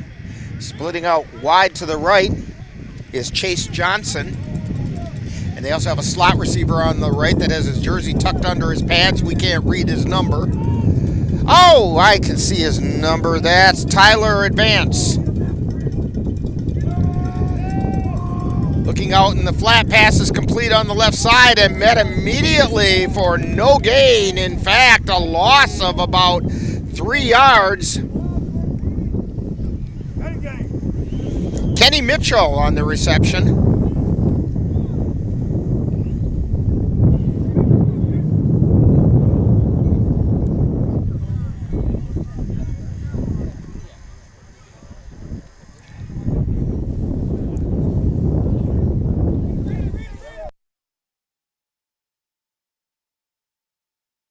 At top. All right, Renegades up to the line, second down. It looks like about 14.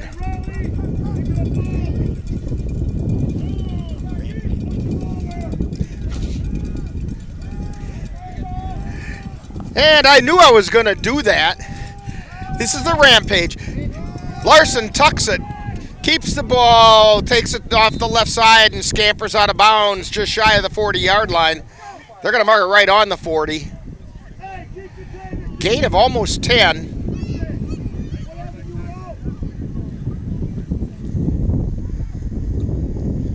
Third down, about 6.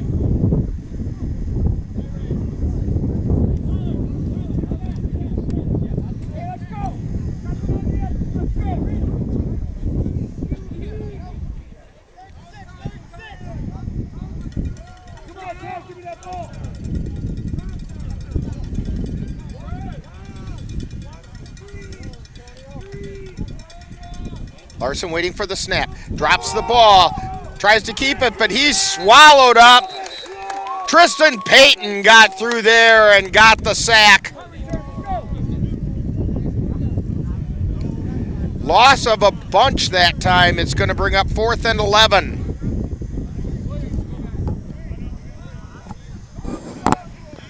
Jamar Davis dropping back into punt receiving formation. He's being joined back there by A.C. Riley.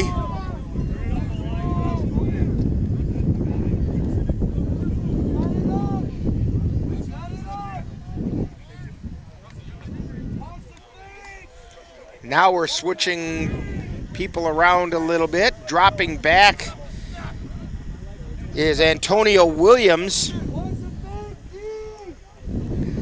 joining up with Davis.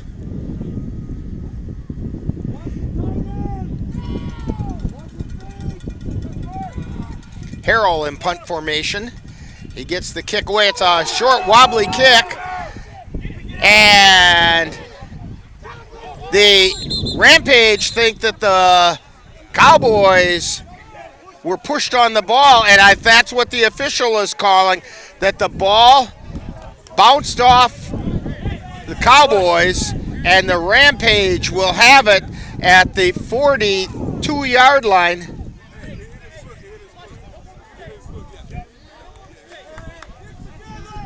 And the officials are saying that it was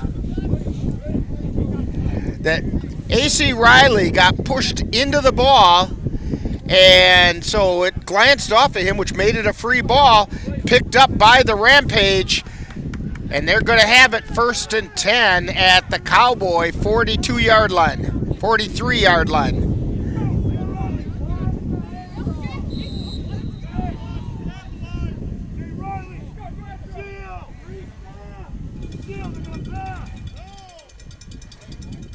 Rampage up to the line.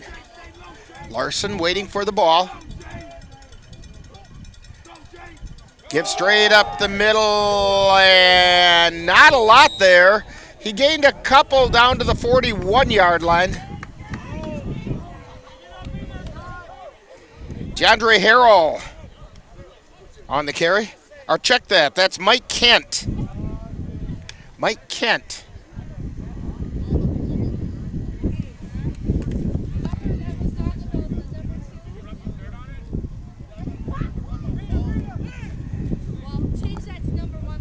And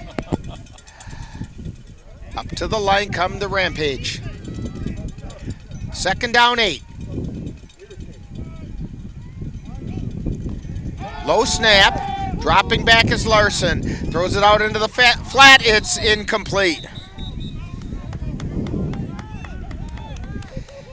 Pass was intended for Deion Sanders.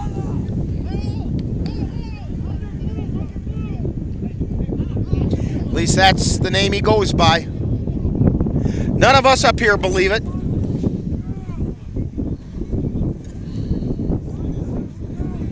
If it truly is his given name, I apologize.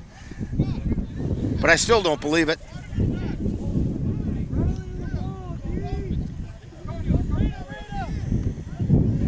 But it's things like that that put the semi into semi-pro.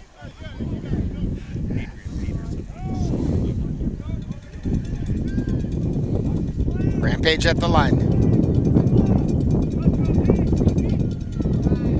Snap dropping straight back out into the right flat. Complete to Johnson, and he got met right away.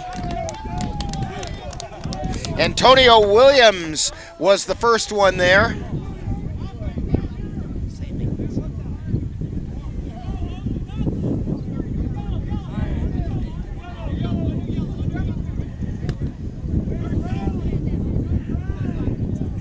It's going to bring up 4th down and about 6. Right at the 40-yard line.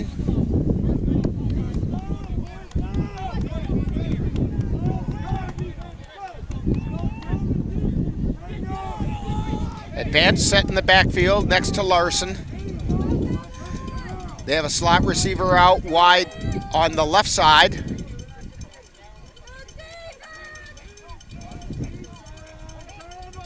The snap, Larson drops straight back. Rolls out to his right, gets met there and taken down. Well, not quite. Now he's down.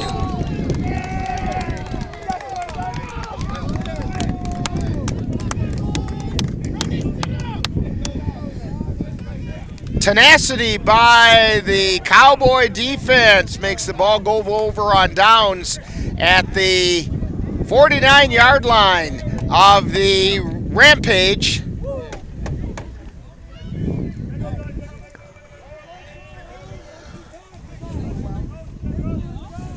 Yeah, another big stop there by the Cowboys.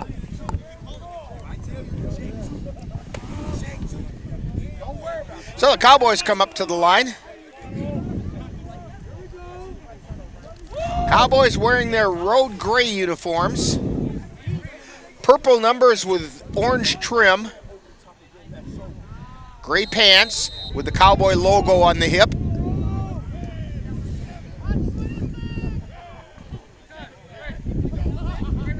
Snap gives straight up the middle. Wilkerson on the carry.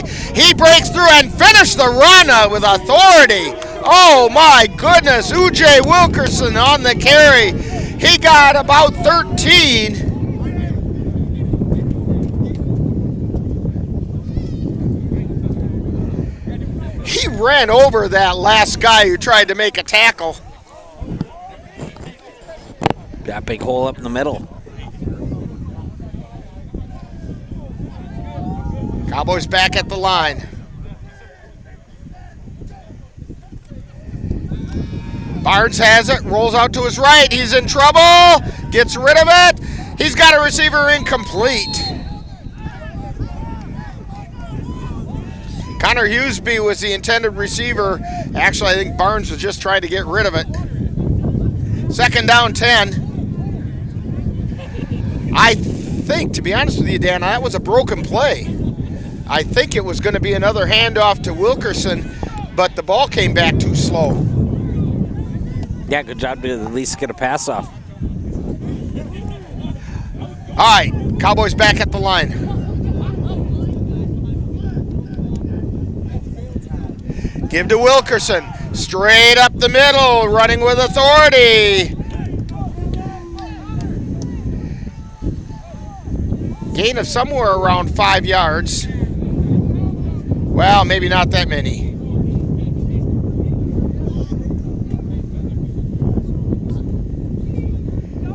And they're going to mark it as a gain down to the 33-yard line. So it's a gain of 5. Of course, the stick hasn't moved. They're kind of sleeping over there on the far side. Now he's moving.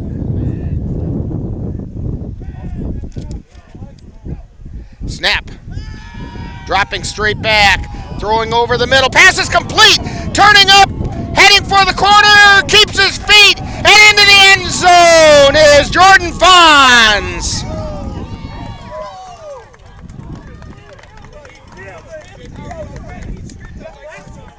Jordan Fonz with a touchdown reception.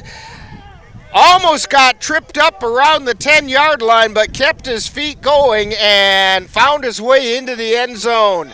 And the Cowboys go up 20-0.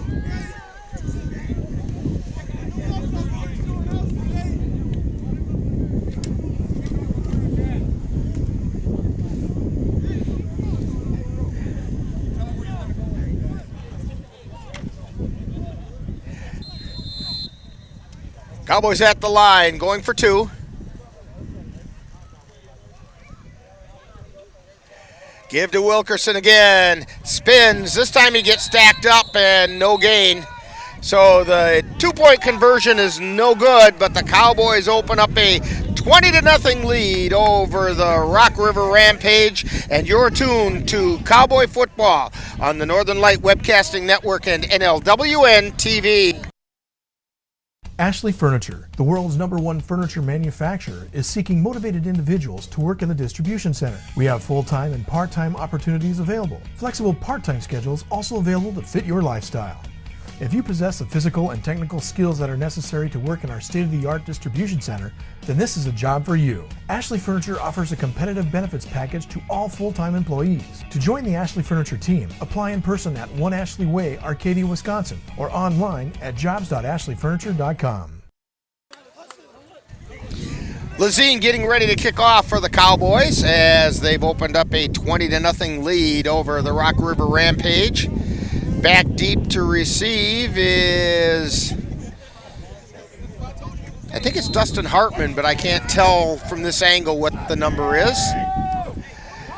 And the kick goes all the way back to him. He takes a couple steps back, picks it up at the 10. He's out across the 20 to about the 25-yard line where he gets wrapped up there. And first one in on that tackle. Well, there's a Cowboy we don't have the name for.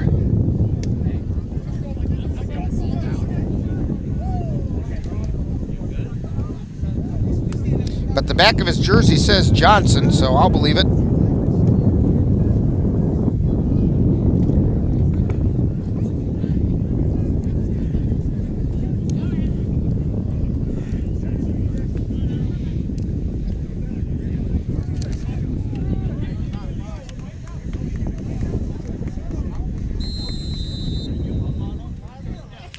And we're waiting for the Rampage to come up to the line. Ball's put in play.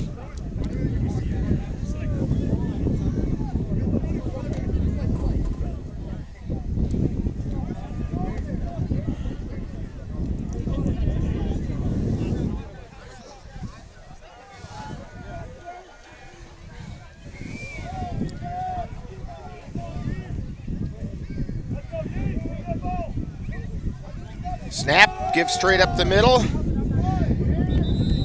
And getting across the 25 out to about the 26 or 7. And we've got a whistle and a player down on the field. So, while they attend to him, we'll take this time out. 20-0, Cowboys in the lead. You're tuned to Cowboy football on the Northern Light Webcasting Network and NLWN 2. Whether you're building, buying, or selling a home, it's one of the biggest decisions of your life. A professional home inspection gives you an independent, unbiased view of any problems and possible solutions, so that you'll have all the facts you need to make an informed decision. Contact Home Inspectors of America and Jared Heffling at 651-202-0334 for your inspection. Every inspection is a complete and thorough analysis of all the major systems and components in the home. Complete your home transaction with knowledge and confidence by calling Jared Heffling at 651-202-0334. What to do after today's game? Come and join with the Cowboys at the Cowboys' favorite place, the Happy Hollow Tavern. The Happy Hollow is the Chippewa Valley's premier venue for watching your favorite sports teams. With over 20 HD TVs, every seat in the house gives you a great view, not to mention amazing food and drink specials. So corral with the Cowboys at their favorite fifth quarter location, the Happy Hollow Tavern, located at 1628 Hillcrest Parkway in Altoona.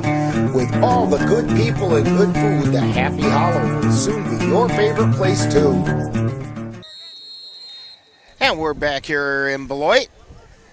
Rick Olson, Dan Petschow, Claude Teesing, and Paul Renault bringing you this game. I didn't have his name in the roster, but number 58 for the Rampage was the player who left under his own abilities. Larson looking deep, and it's incomplete. Little bit of battling going on down there. Defensive play by Antonio Williams as the pass was intended for Kelvin Haley Jr. It's going to bring up 3rd down 10.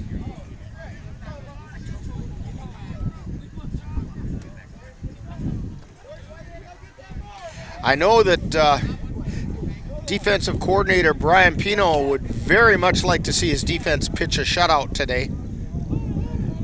3:26 to go in the 3rd quarter.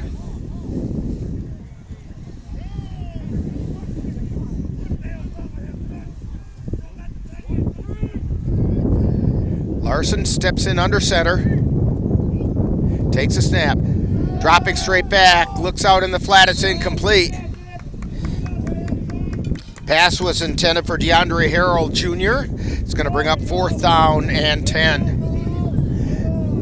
Rampage with it at their own 27-yard line. You know, at halftime, we took the awning down. The wind hasn't slowed down any, but at least we're not getting beat on the head by the awning. Yeah, that was a pretty good wind there for a while. And I think the rain threat for us for the time being is gone. I'll knock on wood here. A little blue sky showing up. Yeah, there's some patchy blue sky out here. We'll take that. And a substitute coming in for the Rampage.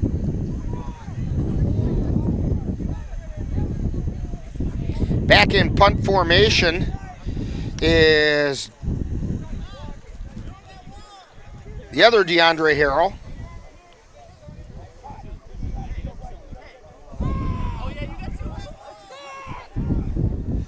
And he takes the snap, gets it away off the side of his foot. It's heading towards the sideline, but it bounces and takes a Cowboy bounce at the 42-yard line. Make it the 43. We got a flag. And we have a flag on the play.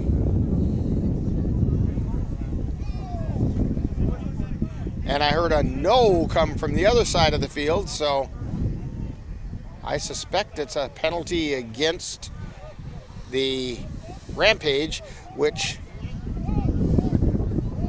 could have been a dead ball penalty, which is why they're making him kick it again.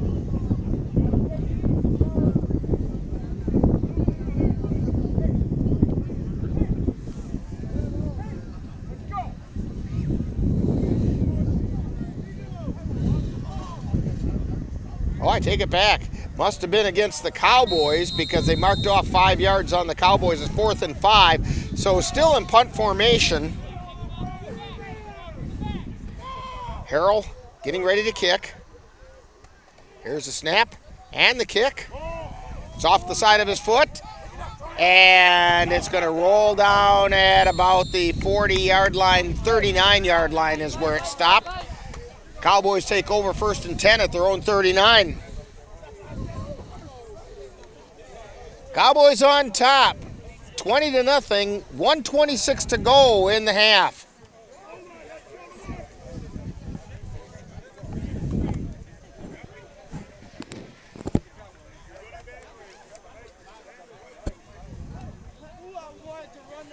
Yeah, Cowboys could open up a big lead right here on this drive. As they come out of the huddle, Taquan Hodges split out wide to the left. Out wide to the right is Fonz in the slot. And I'm looking to see, I think that's Lazine split out wide to the far side. Snap and give up the middle to Wilkerson. He found a hole, spins, keeps his feet moving, and gets taken down after a gain of about 7. And I'm hearing some ooh jays coming from the sidelines.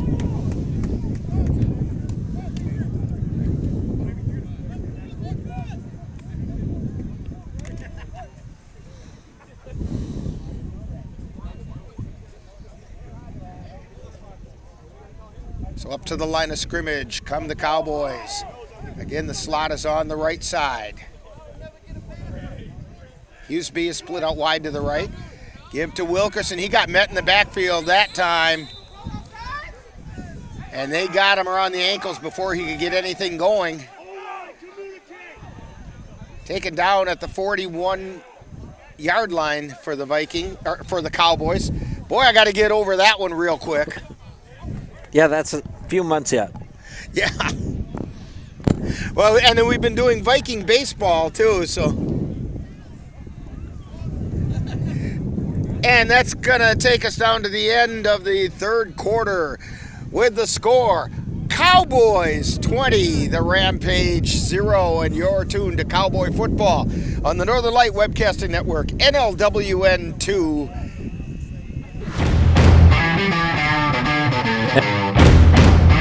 Let NLWN 2 and the Northern Light Webcasting Network bring you some tough semi-pro gridiron action. Our next broadcast will be on Saturday, May 13th, when we will bring you the Eau Claire Cowboys taking on the Midwestern Wildcats from the Electric Triple O High School in Galesville, Wisconsin. Live coverage on the Northern Light Webcasting Network audio service and on NLWN 2 begins with Cowboy kickoff at 5:40 p.m. That's live Eau Claire Cowboy football on Saturday, May 13th on the Northern Light Webcasting Network and NLWN 2. Ready for a better way to bank? Switch to Royal Credit Union. Royal Credit Union is a financial co-op, not a corporation, so we return earnings to our members. That means you get low or no fees for account services and better rates on deposits and loans. You'll also have all the digital tools you need at your fingertips, so managing your account is easy.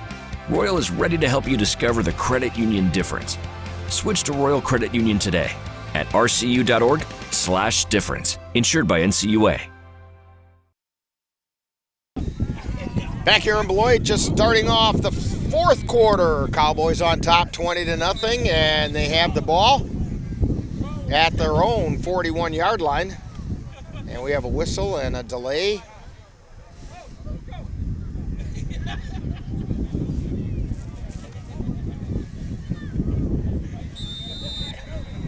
Slot receiver on the right. That's Fonz in the slot. Lazine split wide right. And we have a lot of movement, and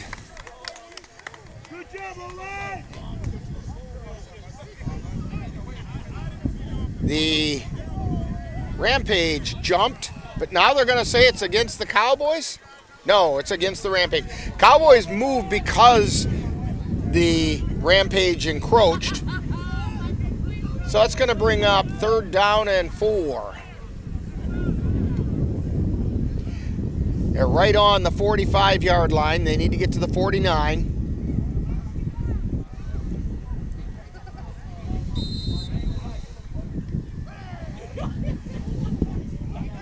Barnes waiting for the ball. Takes the ball, drops back, looks downfield, slings it. He's got a receiver who makes the catch, and touchdown there is Fonz, Jordan Fonz at the 31-yard line. Yeah, Jordan Fonz having a big game today. He's made some big catches.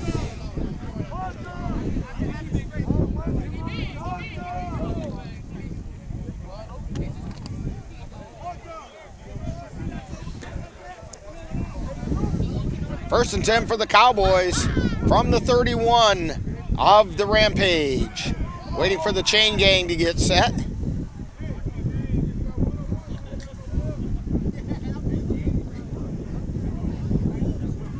You know, Dan, I'll tell you, it might be a little frustrating that they seem slow, but they do wait for the officials to tell them to move, which is something that's really sometimes very hard to teach a chain gang to do. Wilkerson carries it and gets back to the line of scrimmage. Got taken down by 3 separate Rampage players. Maxwell Maderer, DeAndre Harrow, and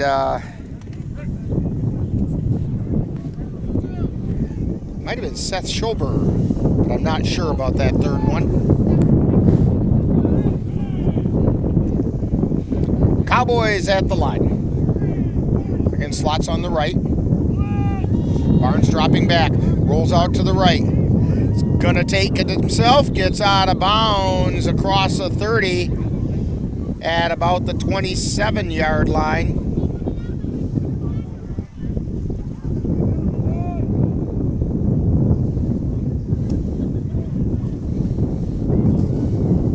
Third down.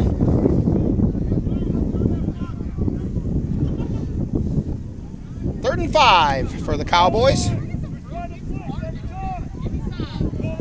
They're at the 26.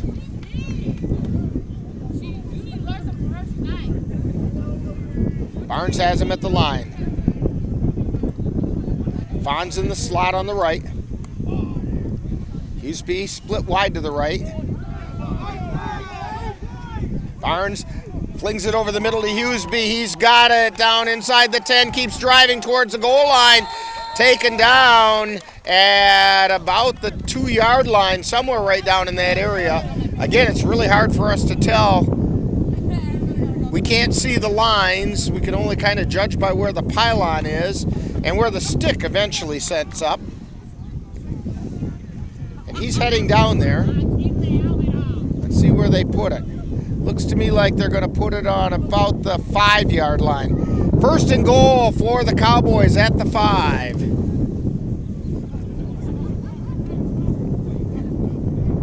Cowboys up to the line. Andrew Barnes calling out the signals. And a give around the right end. And Wilkerson taken down near the goal line, but not quite in. They're going to say he's about a yard shy. Second and goal from the 1. Claude's saying more like 6 inches. I think you're probably right there, Claude. All right, we'll say 2.5 yard to go.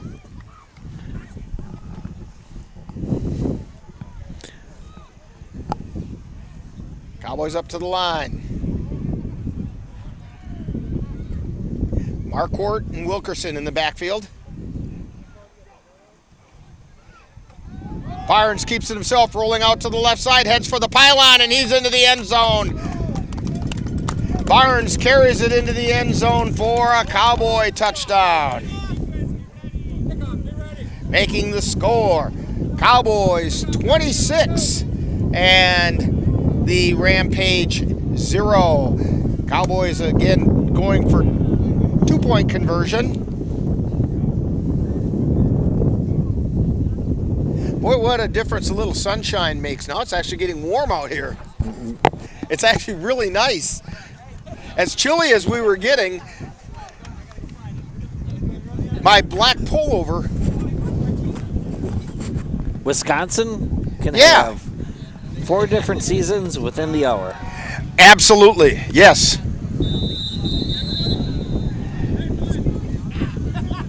And Barnes is going to come over and take a look at something.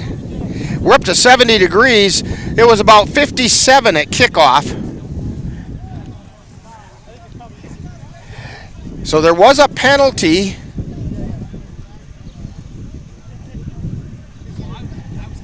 Penalty against the Rampage on this 2-point conversion.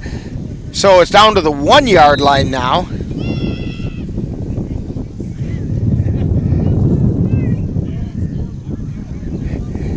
And they give up the middle. Wilkerson takes it forward, and he's in for the 2-point conversion. That makes the score Cowboys 28 and the Rampage nothing. And you're tuned to Cowboy football on the Northern Light Webcasting Network and NLWN 2. When you have that craving for a home-cooked meal the way Mom used to make it, rest assured, you can still get that meal by going to Mom's Restaurant and Pub in Colfax. Mom's is open daily, serving breakfast and lunch, and don't forget dinner on Friday nights with Mom's famous fish fry. The coffee is always hot, the breakfast is always delicious, and lunch will put a smile on your face and in your stomach.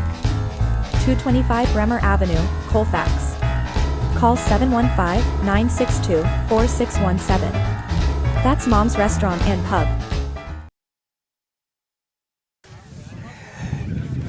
Back here in Beloit.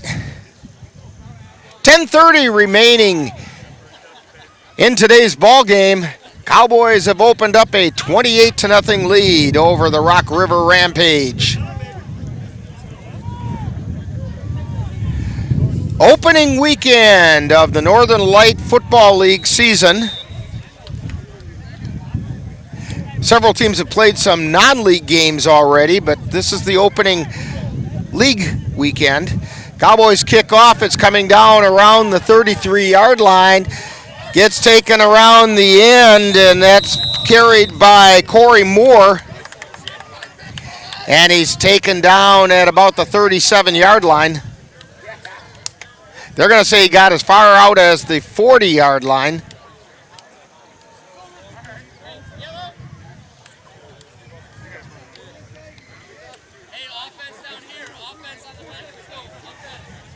Maybe not, though, because I see the white hat is marking it at about the 37 or 38, I believe.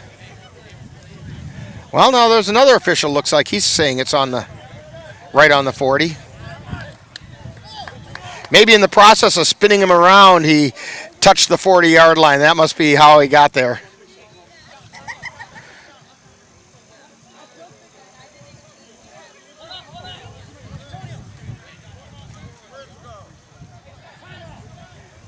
All right, Rampage to the line. 3 receivers split out wide, and we're going to get a timeout called by the Cowboys.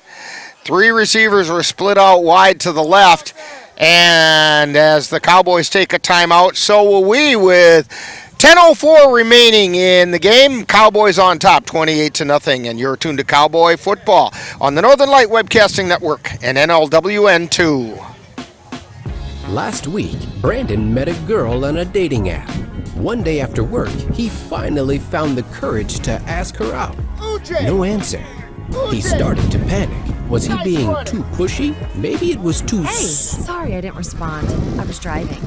I would love to go on a date. How does tonight sound? Brandon tried to play it cool, but inside he knew a girl so smart, so responsible, she must be a keeper.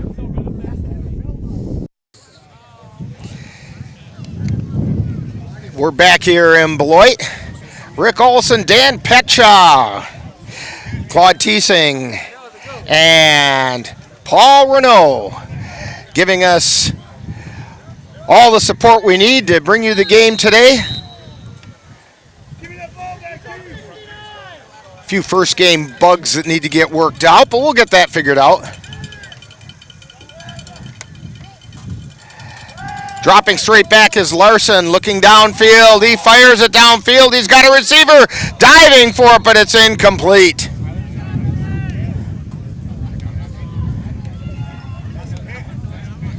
And that was intended for Kelvin Haley. Brings up 2nd down 10. Haley was pretty well covered on that.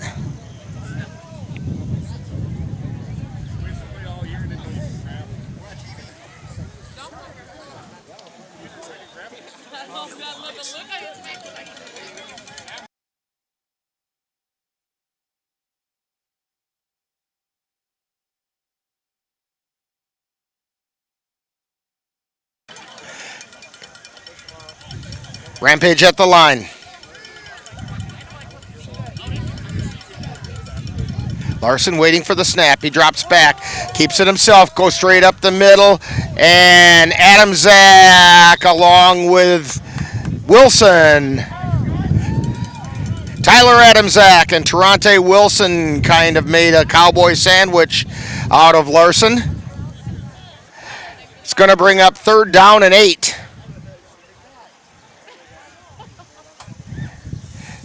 Rampage have had some trouble trying to get any offense going, but a lot of that, give credit to the Cowboy defense. They are just all over the place.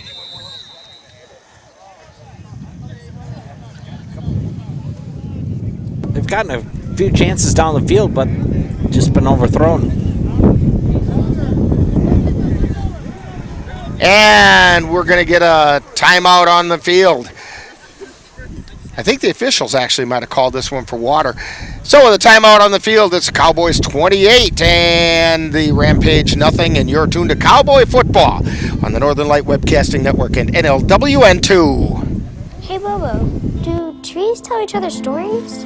I'm sorry. I'm afraid I don't know that. Hey, why don't we go find out? Listen. Do clouds take naps? I couldn't tell you. Dad, do stars visit their friends? Look!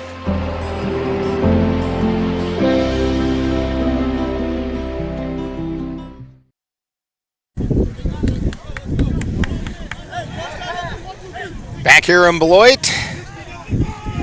8:40 remaining in the game. Cowboys comfortably on top, 28-0.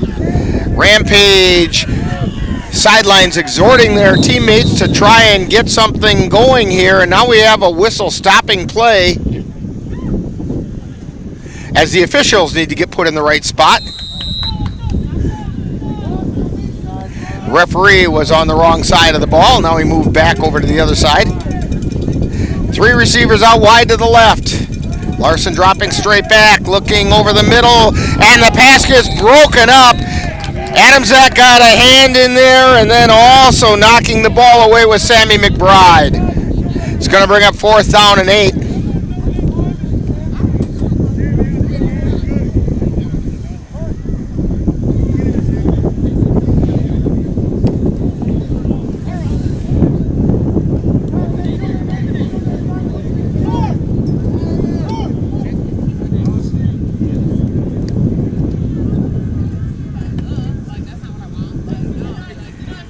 Rampage up to the line. Again, 3 receivers split out wide to the left side. Larson in the pistol. Signals number 1.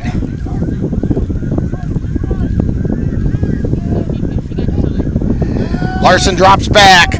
Looking out, he's under pressure and tried to flip it off to the right side. It was incomplete. And the ball goes over on down to the Cowboys. We got a penalty. Offsides on the Cowboys. Well, so much for that being a change of possession. Yeah, it looked like the Rampage had a little screen going there. That's going to make it 4th down and, let's say 3. I don't know where that back marker is going. She's going wandering. I think she thought might have been enough for a 1st down.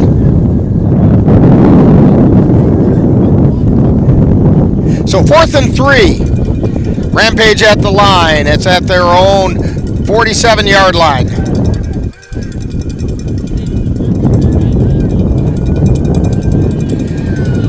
Larson drops back, looks over the middle, pass is incomplete, and 2 Cowboys ran into each other, and they're going to throw a flag on the Cowboys for hitting a defenseless receiver. To be honest with you, I don't think they hit the receiver, they hit each other. Then they're going to talk about it. And they are going to, I think there's a shot they might pick this flag up. Because those 2 defensive backs, in my opinion, did not hit anybody. Personal foul, yeah, they hit a defenseless receiver, and that's what they're going to charge them with.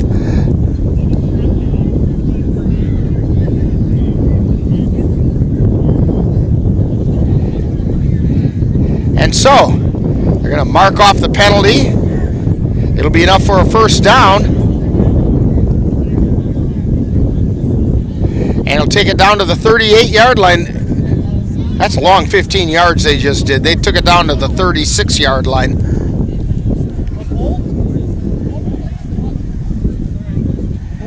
But it's 1st and 10.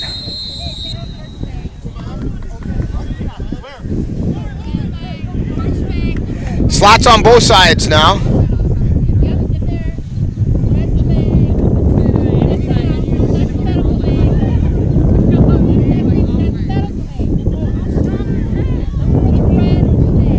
Larson takes a snap, takes it straight up the middle, and not much going there.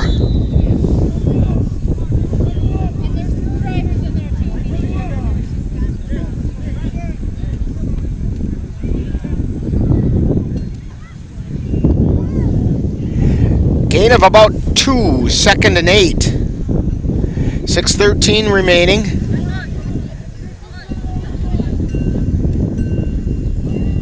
$28-0, Cowboys on top.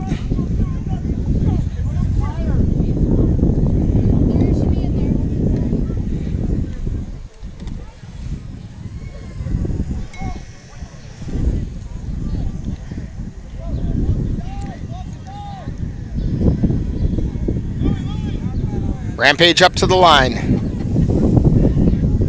Again, slots on both sides. Larson turns around and talks to Tyler Advance in the backfield. Larson waiting for the snap. Drops back, pitches out to Advance. Advance changes direction, comes back over to the left side and gets taken down at the 30-yard line. Sammy McBride and Tyler Adamczak in there.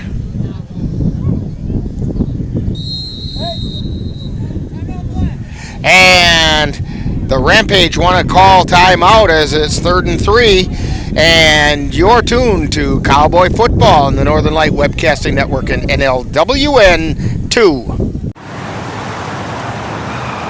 Let NLWN TV and the Northern Light Webcasting Network take you out to the ballgame. Our next broadcast will be on Sunday, May 21st, when we will bring you the Cavaliers taking on the Tilden Tigers in a doubleheader from Carson Park. Live coverage on the Northern Light Webcasting Network audio service and on NLWN TV begins with the In the Dugout show at 12:05 p.m. That's live Eau Claire Cavalier baseball on Sunday, May 21st on the Northern Light Webcasting Network and NLWN TV.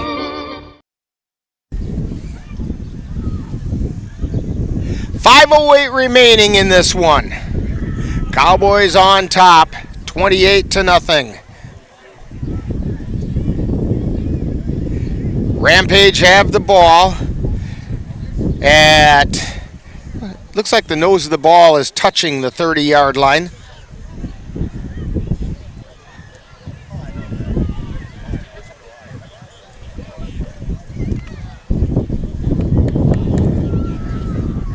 And the Rampage come up to the line. I know that they would like to finish this drive with a score.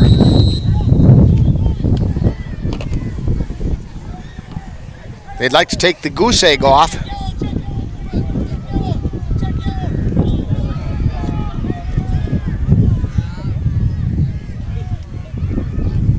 There's a snap. Ball's on the ground. Larson picks it up, goes around the left side, and he's wrapped up there.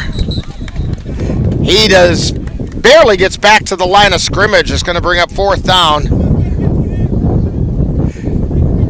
Wilson, McBride, and A.C. Riley all in on that stop.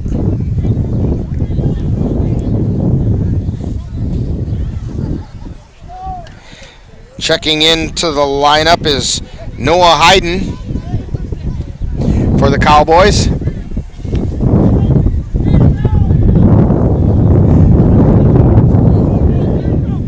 Slot receiver on the left side, single split out on the right, 2 running backs. 4th down, about 3. Give to Advance, going around the right side. He's getting chased. He gets the 1st down. People got a couple hands on him, but not enough to bring him down, and he gets taken down around the 22-yard line, and it's going to be a 1st down for the Rampage. This is the most serious threat the Rampage have presented since very early in the game, and they're still not quite in the red zone.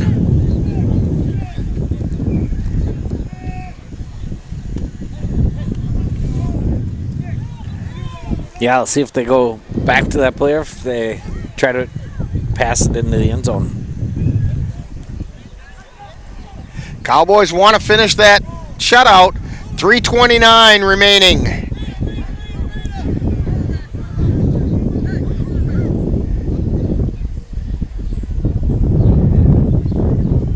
Larson talking to Advance, and now he's got two running backs in the backfield. Snaps it, gives it straight up the middle. Little bit of a counter action that time to Mike Kent.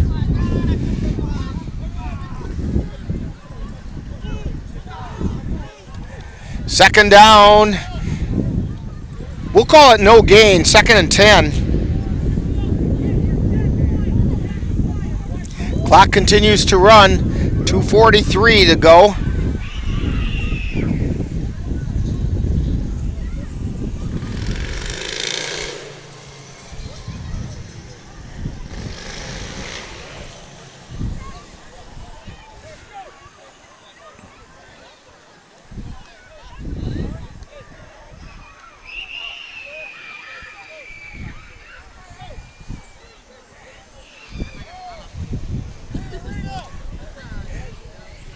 Rampage at the line.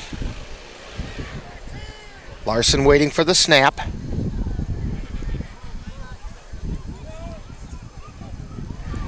He drops back, looks out into the flat, and it's incomplete. Batted up in the air, and the Cowboys thought they had a shot at an interception, but nope.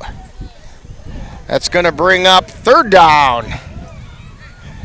3rd and 10. This game is being played at what used to be Beloit Catholic High School. It's now the Head Start headquarters here in Beloit. And that takes us to the 2-minute warning. So with 1:54 remaining, it's the Cowboys 28 and the Rampage nothing. You're tuned to Cowboy football on the Northern Light Webcasting Network and NLWN 2. What are you doing in there? What's that? I wouldn't do that. What are you doing? What are you looking for?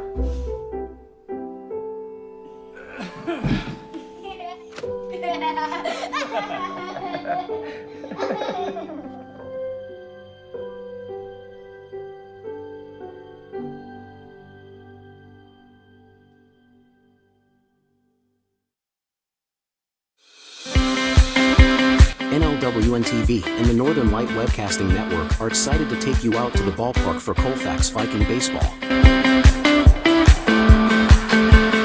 Our next game will be on Monday, May 8th when the Vikings host the Spring Valley Cardinals. Our coverage begins with the bullpen show where we'll warm you up for baseball action starting at 4:40 p.m. That's Colfax High School baseball on Monday, May 8th.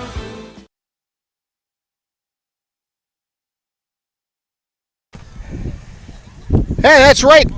2 days from now, Dan, we got more Colfax High School baseball as they take on the Spring Valley Cardinals. You know, I'm getting a lot of gray hair because of those Colfax baseball games. 2 out of the last 3 have been walk-off based on wild pitches. Yeah, they're living around that 500 mark right now. You know, they might not play perfect baseball, but they play fun ball to watch. So up to the line of scrimmage come the Renegades. 4th down. About 14 yards to go. Larson waiting for the snap. Drops back. Rolling out to his right. Throws out into the flat. It's almost intercepted. I think he was thinking about a possible pick 6. That was Jamar Davis breaking that pass up, and the ball's going to go over on downs to the Cowboys. Look for an awful lot of keeping the ball on the ground now.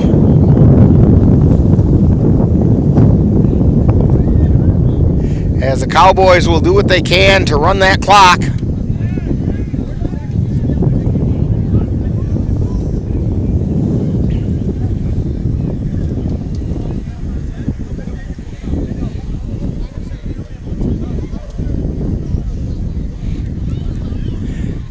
Cowboys come out from the sidelines.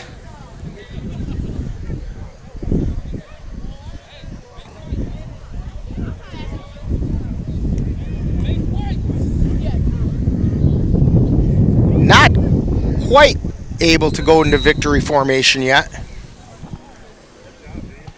Barnes has him at the line of scrimmage.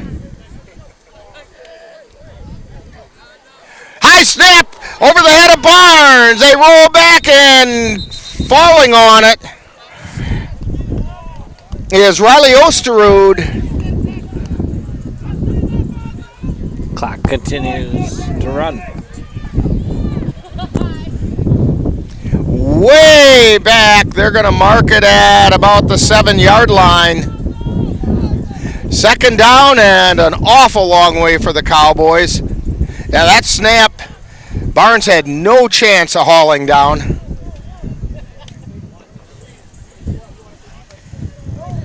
Minute 17 to go.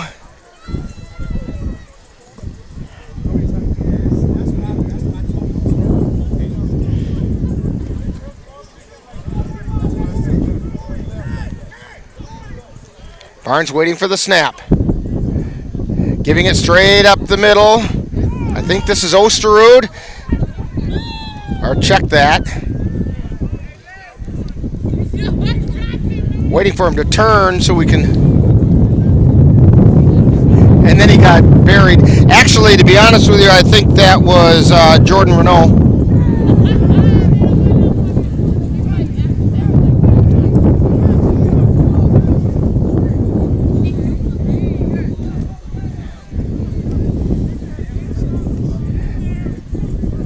Cowboys up to the line, third down and a long ways to go from the 9-yard line.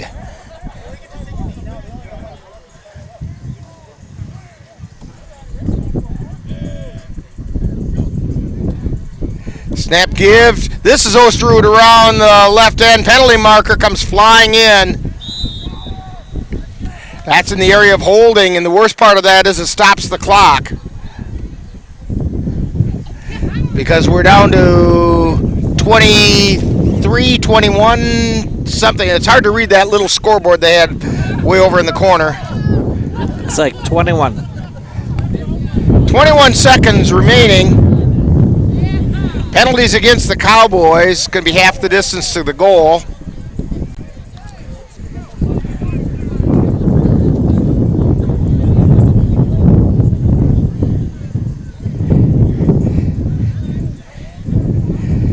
Now, they're trying to mark off the penalty correctly.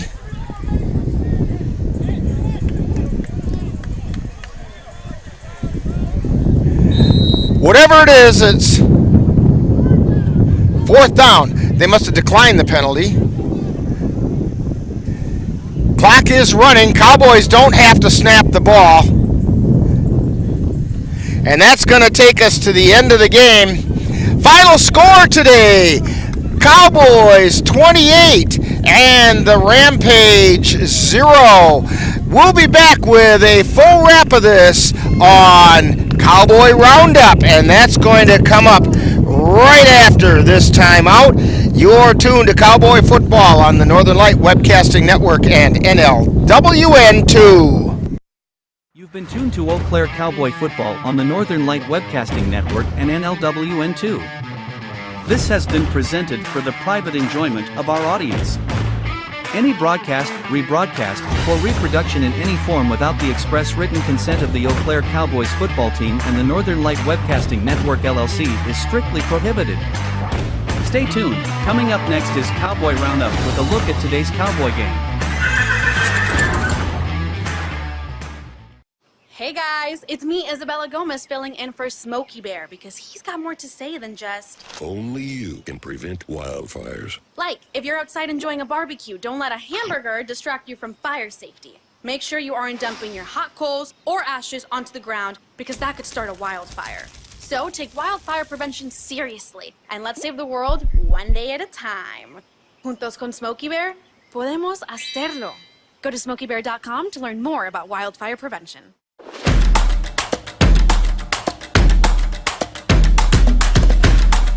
Time now for Cowboy Roundup. With a look back at today's Eau Claire Cowboys game. And now, back out to the stadium for Cowboy Roundup. And we're back here at Beloit. Actually, the former Beloit Catholic High School.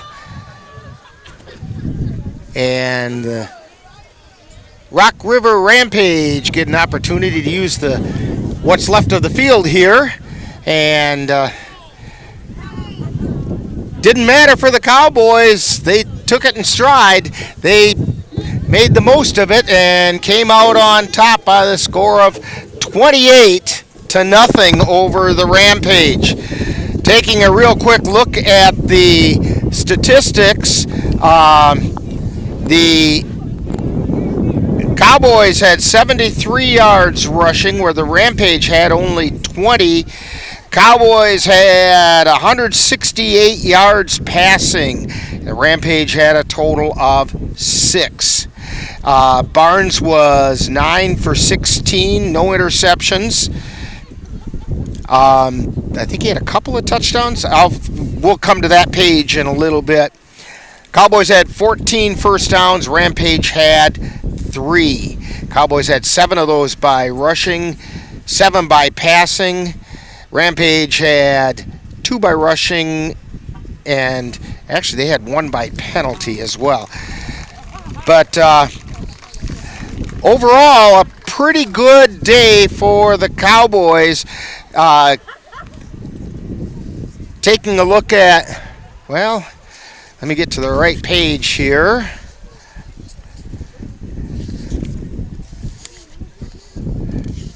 I'm looking for the individual numbers. Here we go. That's what I was looking for. Doesn't help that the wind is trying to blow it all away from me as well. Okay, taking a look at the rushing attack for the Cowboys. Jordan Renault led the way on 11 carries and had 34 yards. Anthony Marquardt had 9 carries for 34 yards. UJ Wilkerson had 6 carries for 17 yards. And Andrew Barnes had 6 carries and a net of minus 10 yards. A lot of that was on sacks. In passing, as we mentioned before, Barnes went 9 for 16 for 168 yards, 2 touchdowns. His long was a 37-yard touchdown pass. He was only sacked once. And then in receiving, Jordan Fons was the leading receiver, 6 receptions for 111 yards and a touchdown. Kari Dorsey had a reception for 30 yards, but even more importantly, it was for a touchdown.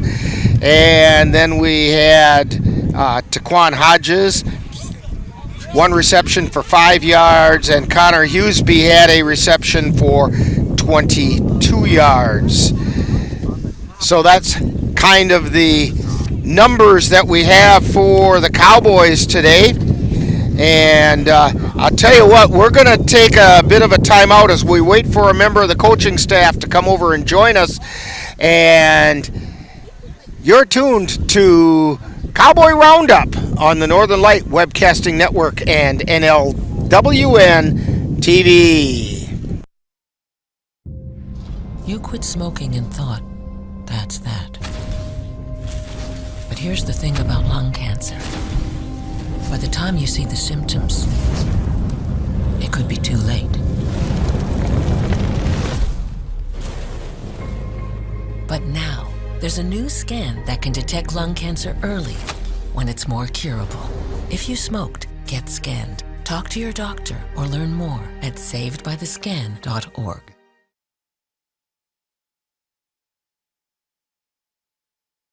When I was in foster care, I never knew when I would have to move, so I always had my suitcase ready to go. Then one day, I was adopted.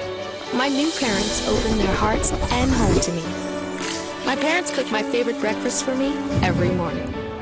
My parents take me on trips I never thought I would go on. They gave me a home and an even better reason to use that suitcase.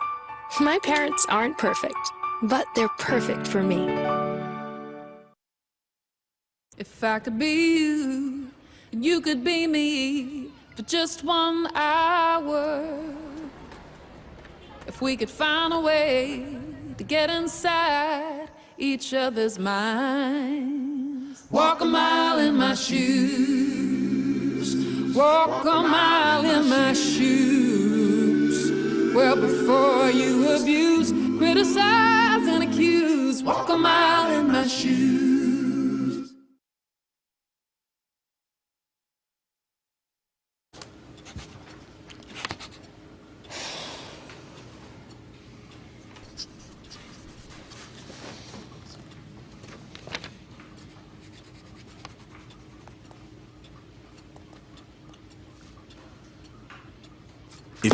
Hey, can you chop the pineapple? Chop the pineapple. Nope. I'm high. How about I wash off the grapes? Yes. Okay. You're already making good decisions when you're high. I want tacos. Will you drive? I'm a little toasty.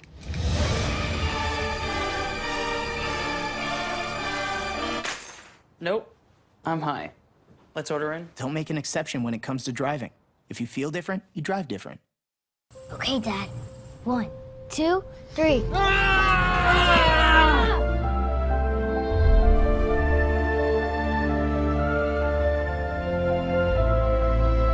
You saved me.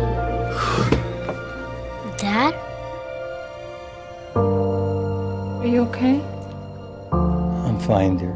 Your hero needs you now, and AARP is here to help. Find the care guides you need at aarp.org/caregiving. Touchdown! Oh, did you see that? Whoa, we scored? Yeah, we scored. We're going to the playoffs. I can't believe I missed that. Every time I'm buzzed, I spend too much time on my phone. What? I should take your phone away. No. I'll call for a ride. Hey, why does my face look like that? I'm playing with these new face filters. Okay, you know what? Yep, that's mine. But I need that back. No. Kevin!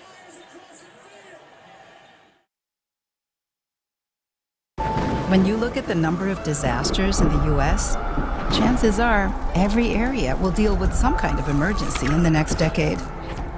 And between school, sports, and social lives, chances are you won't be with your kids when it happens. Will they know what to do?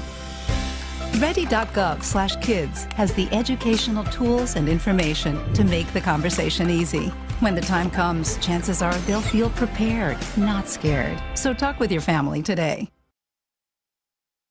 When I was 10, my mom got deported. We had a difficult time, and I feel that's why I didn't get to finish school. My husband is really supportive in a way that he pushed me to go back to school.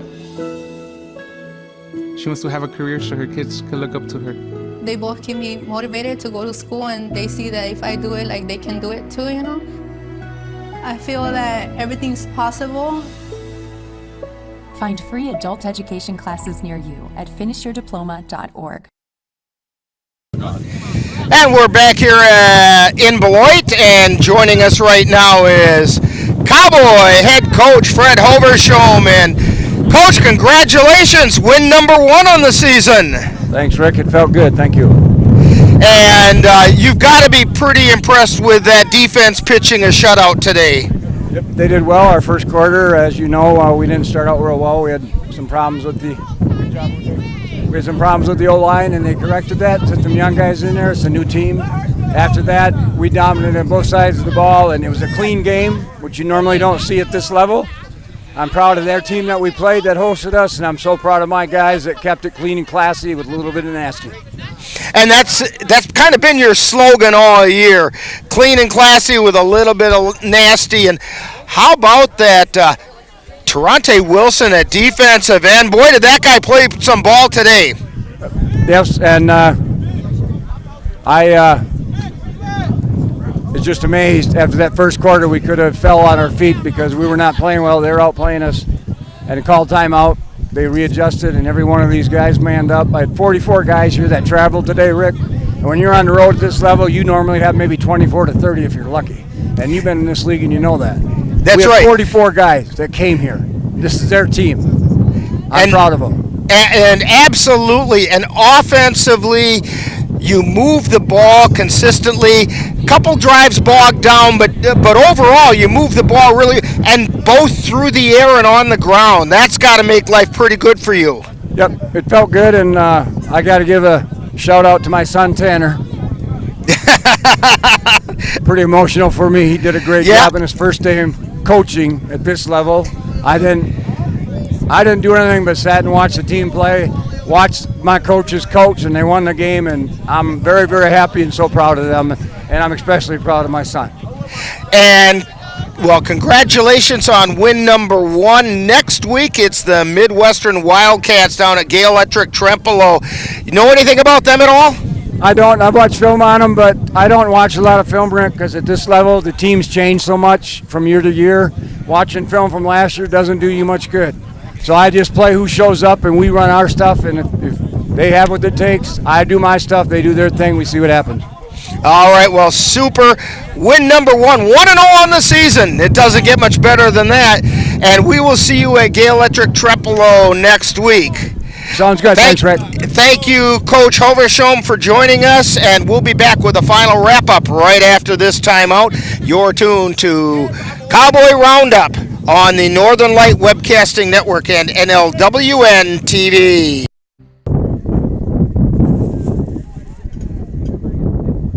Hey, Bobo, do trees tell each other stories?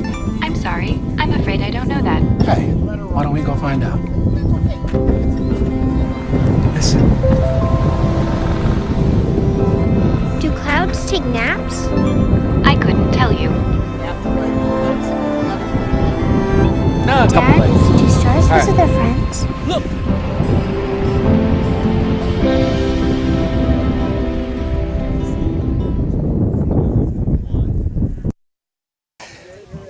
Back here at Beloit, and the Cowboys came away victorious today by a score of 28-0. Dan, your thoughts?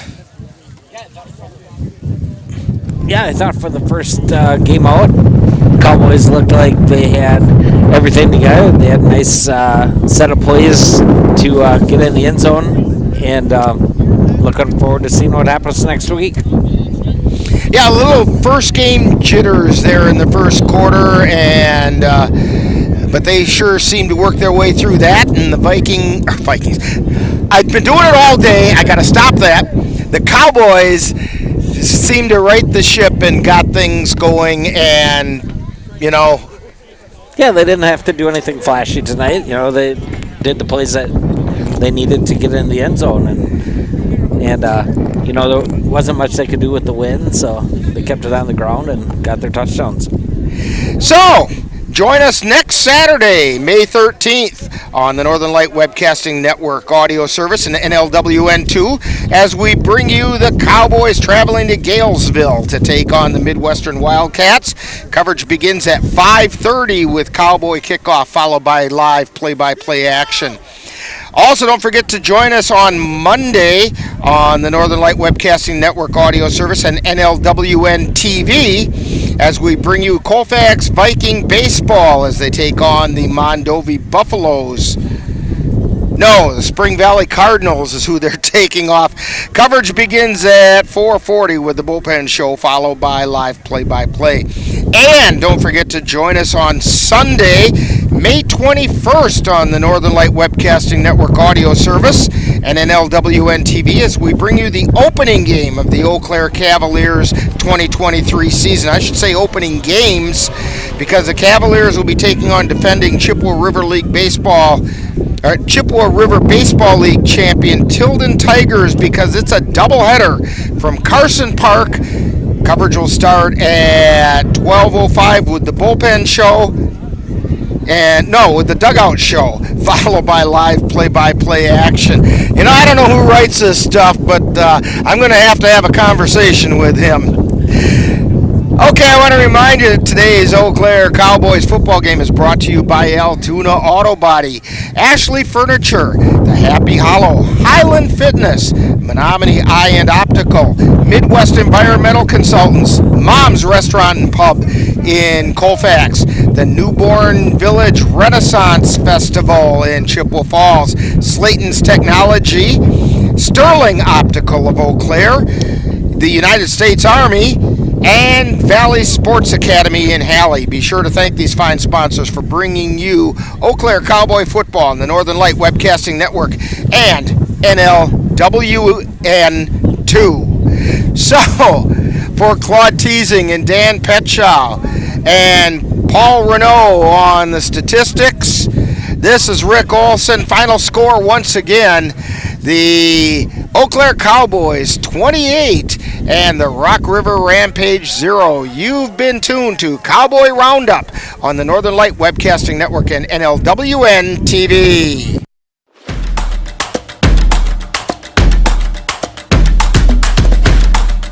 You've been tuned to Cowboy Roundup, with a look back at today's Eau Claire Cowboys game. This has been a presentation of the Northern Light Webcasting Network and NLWN2.